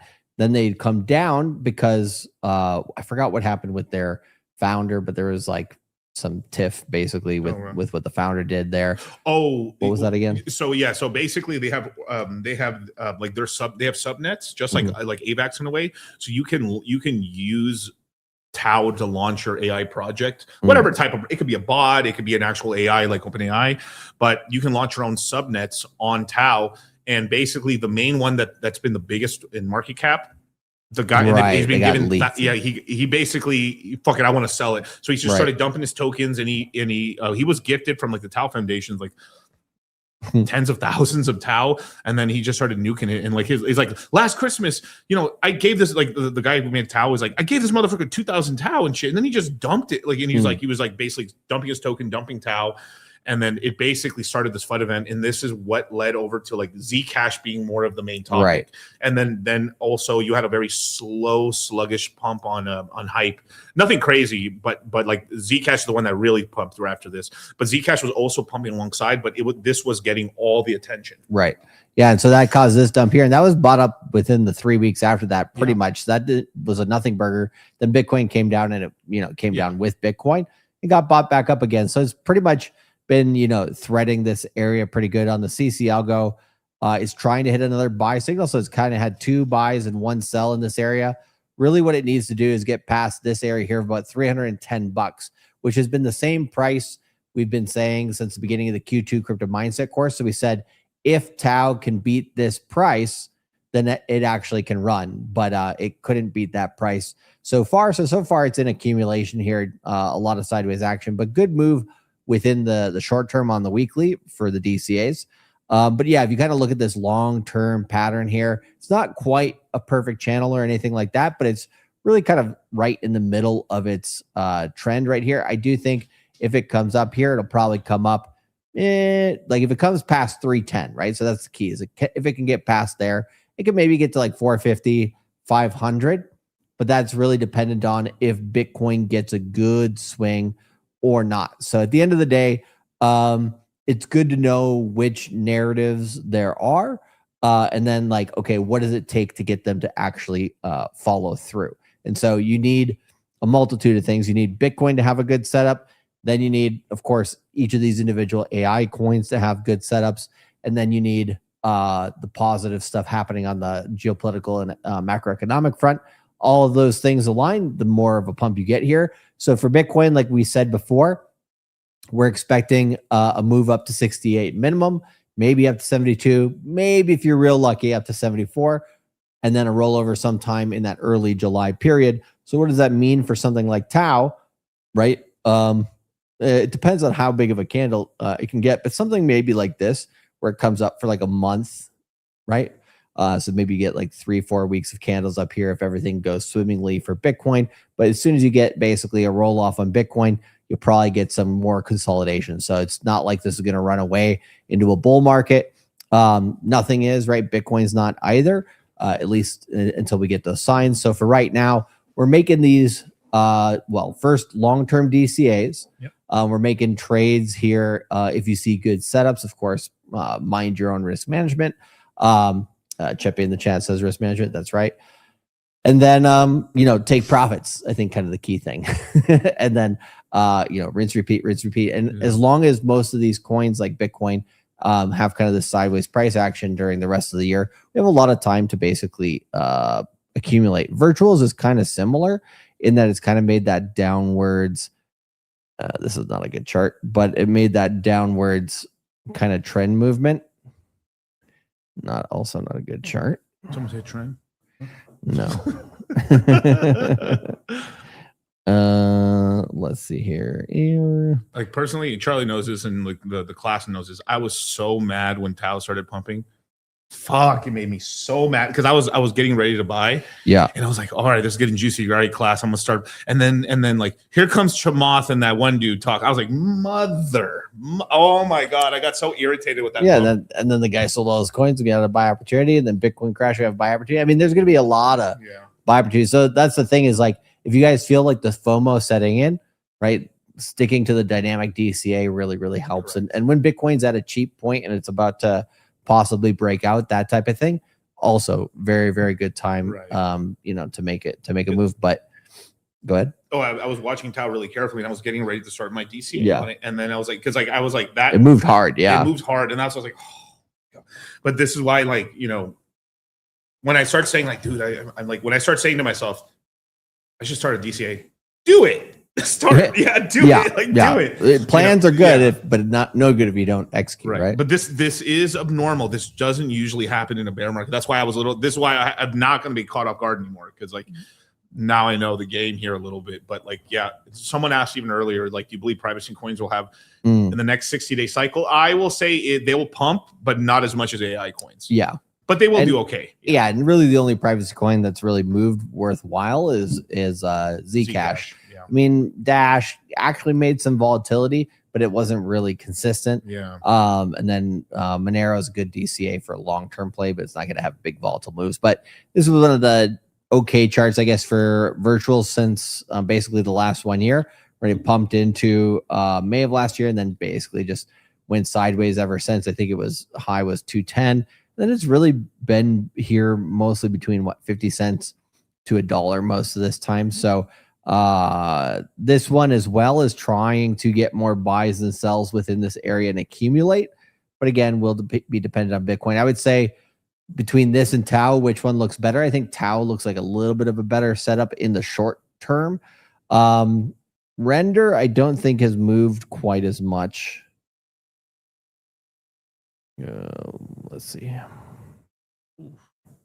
Maybe Gemini. Let's see what it looks like on there. Yeah, that's a little bit better. Yeah, Render, it did move here in April along with Bitcoin, but very, very slowly kind of come down. So I do think Render is probably going to stay in a channel here between like 158 to 220. It'll probably stick within that area. Yeah. To break out, it needs to get back above 260. And it just really hasn't had that oomph along with Bitcoin. So like, the one thing I do recommend to people, if you're looking at trades, there's a difference, again, between a trade and a long-term DCA. A long-term DCA is like, hey, I specifically have, let's say, Tau and one other AI coin that I like, maybe virtuals, maybe Render, maybe something else, whatever. But you're buying those two as a DCA.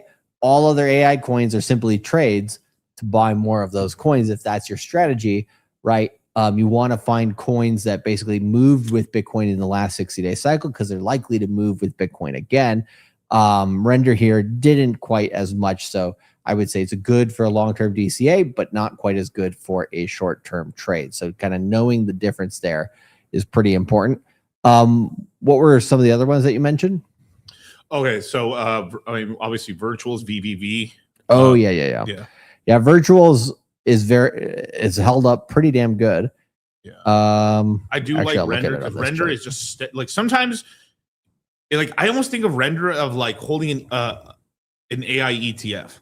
Correct. That's good for long term, short term, not quite super as good safe. of a You can trade. Mm-hmm. bring it around to mom and then watch later next year. Just such a generous shit. The chart goes to zero. Well, I didn't know he was doing crack. Sorry. Yep. But Hunter Biden, shut up. No. he's gonna be running for president. And shit. Who knows? Yeah, who knows, right? No, in these days.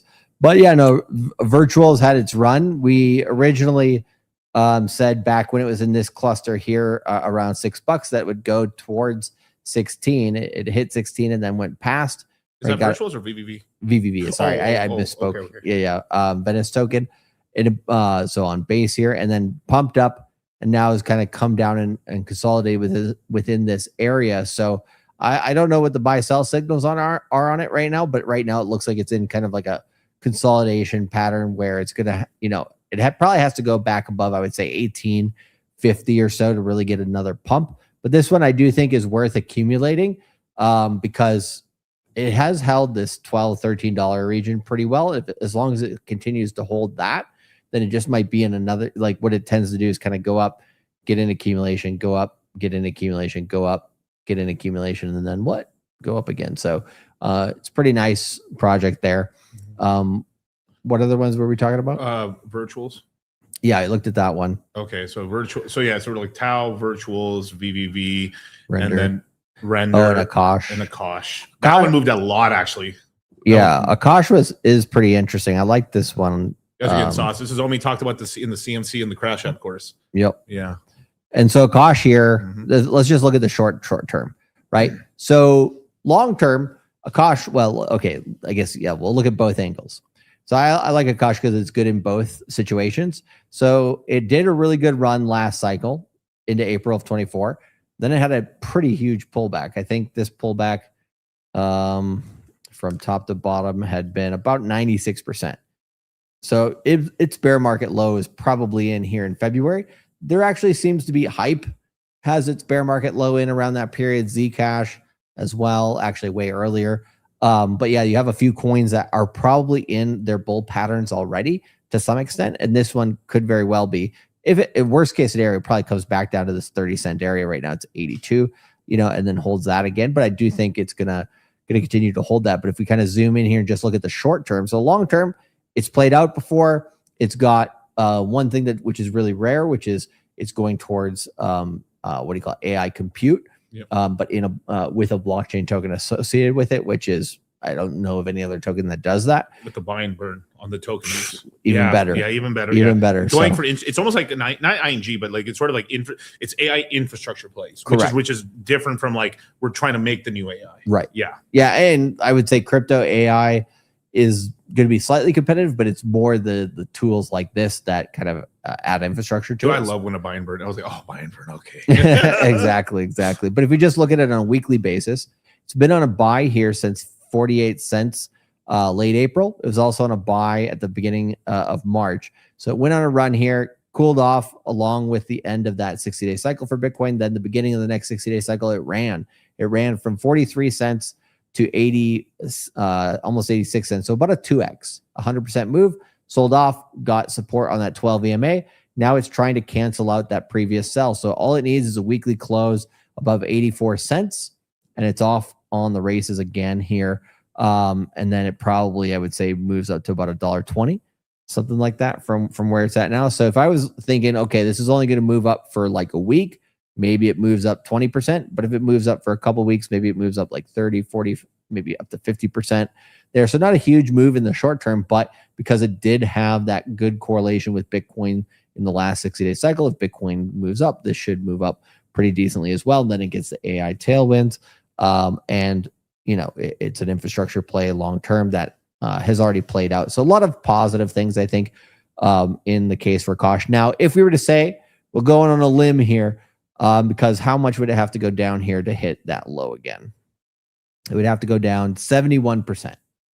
To me, that seems, even if Bitcoin gets really, really brutalized, that seems pretty unlikely to happen. So I'm going to say it's bear market low is in, because then it allows us to do a little bit of fun stuff. Shenanigans. Little shenanigans, a little rampant speculation, they might say. So if the low is in, you could take basically the fib retracement here from the high to the low. And where is the magnet on price for this to hit sometime, during the bull market? Absolute minimum, if this is going to be a viable token, it should come up here to 260. Right now it's 86 cents. So it's about a 3x that could happen sometime over the next year or the next 2 years if this token does well and if this token survives. That's the minimum. We saw tons of coins, Cardano being an example. So if we go over to Cardano just as an example here, and you were to go, you don't have it here on Binance. Let's go. Does Kraken have it? Yeah, there you go. So if you were to take the previous bull market high here to the low and pull it across, Cardano hit that bare minimum. It took it from pretty much beginning of 23 into the end of 2024. So almost 2 years to hit its 0.382 on its fib level. It did, right? And then basically got brutalized after that. So if Akash is going to basically do something similar, it should get up to at least to that 260 mark sometime in the next 2 years. The faster it gets there, probably the more bullish it is. And then you have the option to hit at least $4 and then $5. So your, conservative estimate here is it hits 260. Maybe you take your original money back at that point and then you rotate it to something else, let the other 2/3 ride. It goes to $5, maybe take another third out between $4 to $5. No, Charlie, we got to hold it all the way to the next bear market. Hold it all the way to the top, baby. Hey, you might just win, because if it hits a new all-time high, it should hit at least $10, right? And it's 83 cents right now. So that's a pretty good return possibility over the next few years for something that, can be an AI play. So I like that. And you know how your channel's name is Cultivate Crypto? Yeah. It was so cool if you had like a son or like a cousin or something and he made his own channel, but it was like rotator crypto or something. Like different trades. Yeah. It's just because that's a big thing we talk about. That's cultivating crypto, is like you're up this, because this is what we were kind of forced to. This was a very 25 cycle is so different compared to 21. 21 and 17 were hodler cycles. Just hold on your coins and you make insane return, like 100x's, or if we use 30x at least if you're a little later and stuff, 30x if you're a little later. But now you have to wow, this is up so much right now. You got to start taking some off the top, which is you have to. I mean, the same thing we were saying when I was trying to train people when I was talking about meme coins during 24 and 25 was how I survived, how we all survived in a way was we made some money on our coin, we had to rotate it back into Solana, right? Not just no, I got to hold it all in Punke. I'm sorry, I can't. You gotta move something back into Sol and make that one bag the biggest. I talked about my stream the other day. I made a bunch. You made a bunch of money on Pepe. I dumped it into Ethereum. And then when Ethereum makes a 20-30% move, you have to understand why crypto Twitter is going oh my God, yes. Because they made a bunch of money on a coin. Yep. And now that their all-time portfolio just went up another 30%. Yeah. Wow. Which is great. Yeah. And so it's just baking in the wins as you get them. Chepe has a good alternate there for you, cultivating tops. It's not bad. That's not bad. We got Saigon Red Pill in the chat as well. Shout out to you, bro. CMC gang, live gang. I'm crashing out. That's right. And then we have Steve there saying Near a good coin to get into. Let's take a look at the chart real quick because Near has done some decent moves. Fundamentally, I'm not quite as sure on Near, but let's just look over the most recent price action. So the one thing I said there is, did it move with Bitcoin in the last 60-day cycle? So if you go back to the end of March, beginning of April, it moved barely at the beginning of the 60-day cycle. When did it move? Moved at the very end. Why did it move at the very end? Because Bitcoin was above its 20-week moving average. So any coins like this that didn't really pump until Bitcoin moved above its 20-week moving average, then made a really good move, means that it needs Bitcoin to be pretty strong. And since Bitcoin right now is in a left translated cycle, it seems less likely that this is going to have a big move, right? For unless Bitcoin has a sustained 3-week pump. That being said, it is still on a buy signal on the weeklies, right? Had a buy down here, sold off, got basically canceled out its buys here or its sells here, and then came back up. Now it had a sell setup last week at 220, and it's holding that. So as long as this week turns green, it'll continue to break out here, but it has a lot of resistance in this cluster of area here. So right now, I think best case scenario for this is it pumps back up to maybe 320. Right now it's 235, then comes back down to this area and kind of does this thing for a while here too. And you can kind of get a nice, going back to the head and shoulders meme, right? Maybe this is a left shoulder, this is the head, and then you have a right shoulder that just goes sideways for a while. Then sometime early next year, it breaks out of there. That could mean a long accumulation area of about $1.80 to $2.80 or $3. And if Near does do well, and let's say its bear market low is in, which I'm not as convinced for Near, but how much would it need to drop? 65%. I would say if something needs to drop 50% to hit a bear market low, it's possible. If it's more than 50%, it's probably less likely, or maybe double bounce type thing, because they need Bitcoin to drop a lot to get that. But probably comes back up to $8 to $12 at some point. Then if it is successful, it can get beyond that. So it's about a 4 to 6x, something like that on current price action. So not too bad here for Near. I would say this is a dollar cost average territory, maybe short-term trade. But it needs Bitcoin to be stronger to have a bigger move. So not terrible. Any other AI coins that we kind of have been considering? I think that's pretty much the majority of the main ones. Yeah, to look at. That's really the main ones to focus, because those are the main ones that are going to get any hype. Yeah. No pun intended. God damn it. I hate that. Yeah. So if you want to come in here and ask us more about these coins, go over here to cultivatecrypto.com/shop and jump into the Citadel. We do have the next crypto mindset course for Q3 coming out for enrollment on Friday, July 10th. So, and that enrollment will be for over a week. So if you do get into the Citadel today, and then you renew 1 month from today, you will get $50 off the Q3 crypto mindset course. So you want that extra $50 off, jump in. It pays to be in the Citadel. All right. I'll throw that in the chat. I think we did have a couple super chats here. Let me throw that in. There we go. We have Ken Rose with the $5 super chat saying, Charlie Miguel, Kyle, Moongang, Buenos. I'm not in the Citadel, so I'm not up to date. Was there a stream on Friday off of YouTube? I don't think so. We sometimes have voice chats. Yeah. We sometimes have flash webinars. The last flash webinar that was in there was, I think, a couple weeks ago. But we did have a crash out course webinar last week. That's maybe what you're thinking of there. Probably. We have Ethiopian Baller with the 199. Gosh, damn.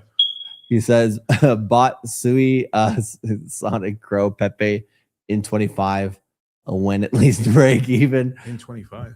Last year. Oh, he bought those coins last year when it's going to break even. Well, I can tell you what's up with the other three. I don't know about bot, but like I think Sui is going to be good this cycle. It looks like Sonic is going to make it. Crow's fine. Pepe's fine, basically. I mean, yeah. I think Crow's going to take a long time to accumulate in a region before going off. Sonic's going to be basically sold off. Is basically continuing a sell until Ethereum really starts turning around decent. Then that might create a bottom. Pepe has been pretty good. Pepe had some good trades in the Q2 course. And then Sui, their whales have been holding up price pretty good. So like, it depends really what prices you bought them at in 25, right? There's some good prices in the early part of the year and then some not so good prices in the later part of the year. So just depends on when you got in. But when break even, if you dollar cost average down, right, on ones that are good, probably early next year. But depends. Totally depends. Yeah, exactly. We gotta correct that one there. That's right. Yeah. What? Bot. Probably. Yeah. But let's see here. There is a case for like if you think like if the position let's just say you just bag held a coin and it's gone down so much, like a Sonic as an example, right? It's at 3 cents. Its probable low is probably low 2 cents more than likely, or 3 because it's already been at 2. Like I think it went to like 2.8 cents. Mm-hmm. So it's probably go to low 2 cents. I find it probably very unlikely it's going to go to a penny.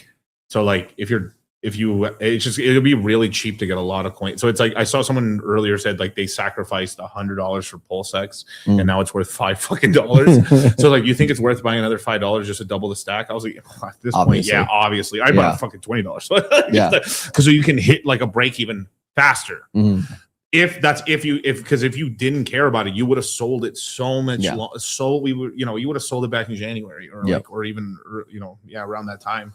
So it's at that point, because like I've got people talking to me about buying 1 million Sonic right now because right now it's like 30 grand for 1 million Sonic. I'm not telling you to do that. Okay, that's high risk, but like high reward because it's like if it's like let's just say it's got one more in it and it might just go to $1 and then crash again. Mm-hmm. Well. That's what I think it could have a decent run depending on how Andre boosts it up. But I would say like time is one of the biggest factors for it because it needs Bitcoin Ethereum to have a 4-year cycle low first in order to properly create a bottom. Just because it tried to create a bottom in March, April, May this year, along with Bitcoin 60-day cycle. But it couldn't really muster much of a pump beyond that accumulation zone. And then it broke down just like Ethereum. So it's kind of like Ethereum and Solana that they had a lot of sideways action and then boom, came back down. So I could see it hitting a penny or lower.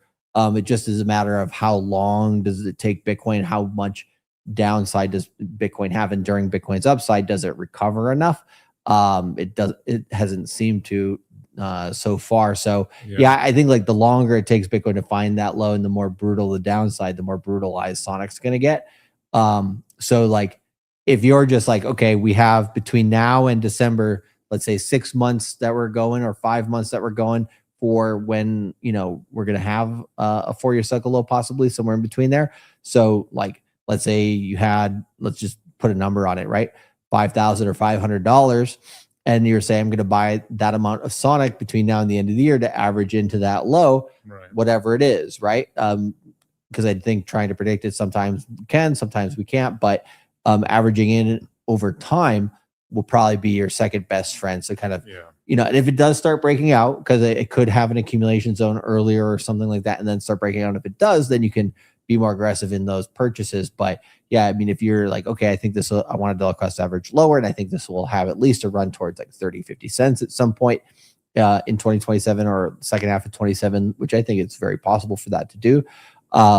Then accumulating, consistently over the next 5 months will probably get you a good average price as well. But you got to treat it like you're in an airplane. You got to put the mask on your face first. Correct. And that means buying your Bitcoin and Ethereum, your main stuff, and these coins that are down that bad.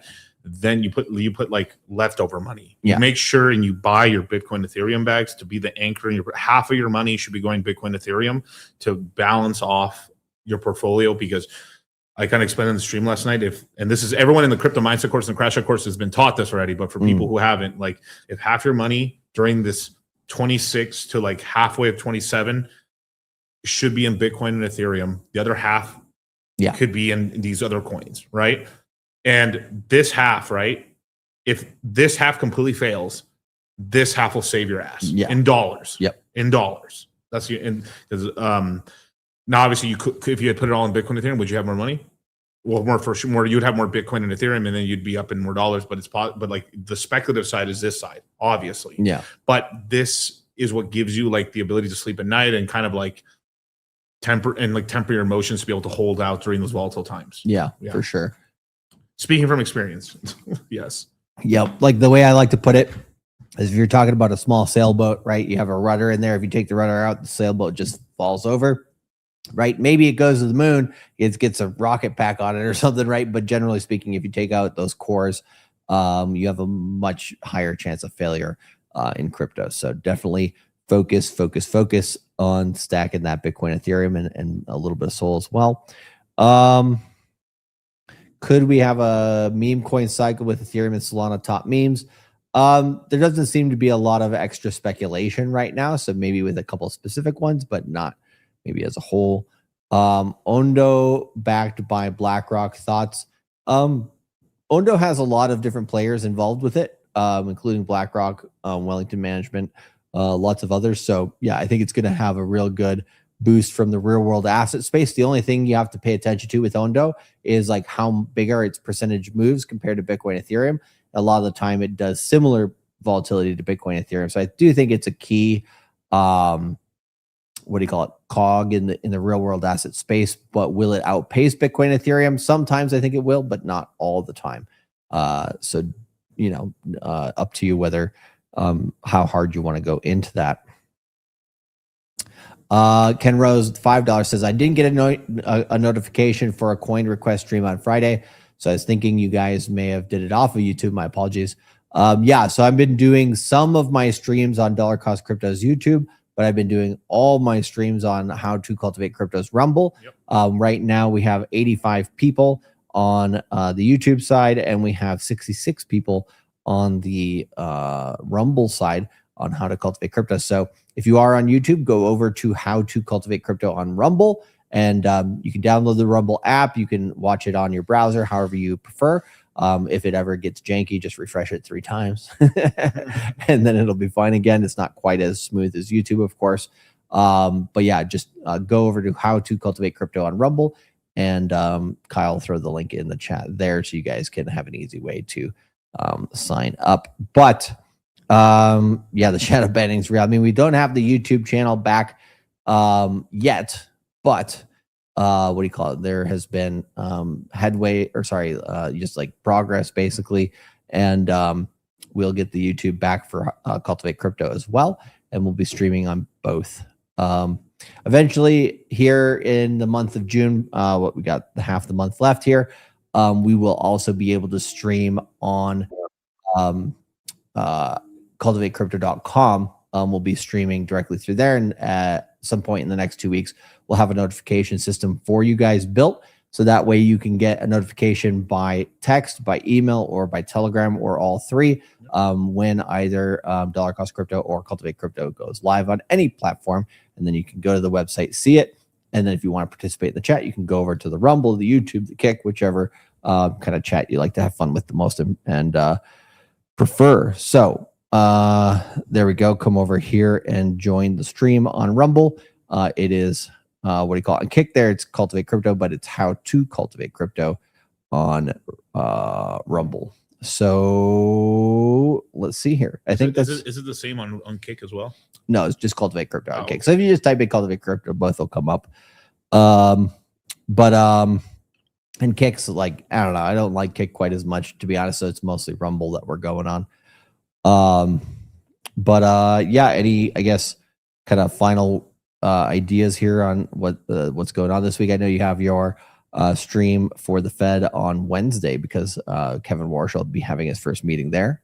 Definitely. Yeah. So I'll be streaming on Monday at 3 p.m. Pacific Standard Time, as well as I'll be streaming after Charlie on Wednesday, and that will be my big Fed meeting stream. I can't wait. It's going to be a really fun one.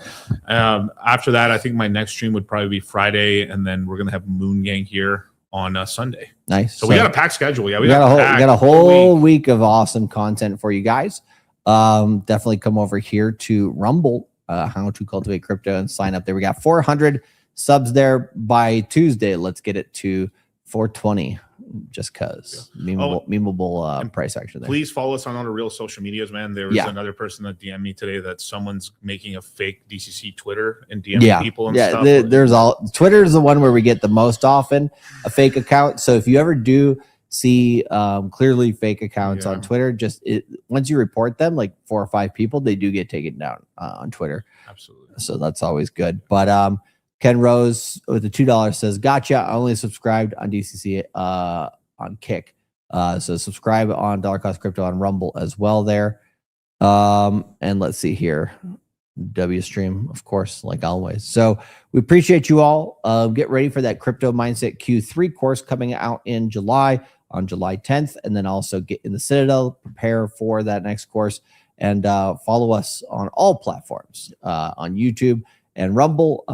And Twitter specifically, I think are our largest accounts for Dollar Cost Crypto and Cultivate Crypto and How to Cultivate Crypto. So if you want to make money, subscribe, follow, and like the video. And we'll see you guys on How to Cultivate Crypto on Rumble on Tuesday at the same bat time, 3 p.m. Pacific Standard Time, 6 p.m. Eastern. So until then, guys, peace, live long and prosper. We will catch you all again soon. Later.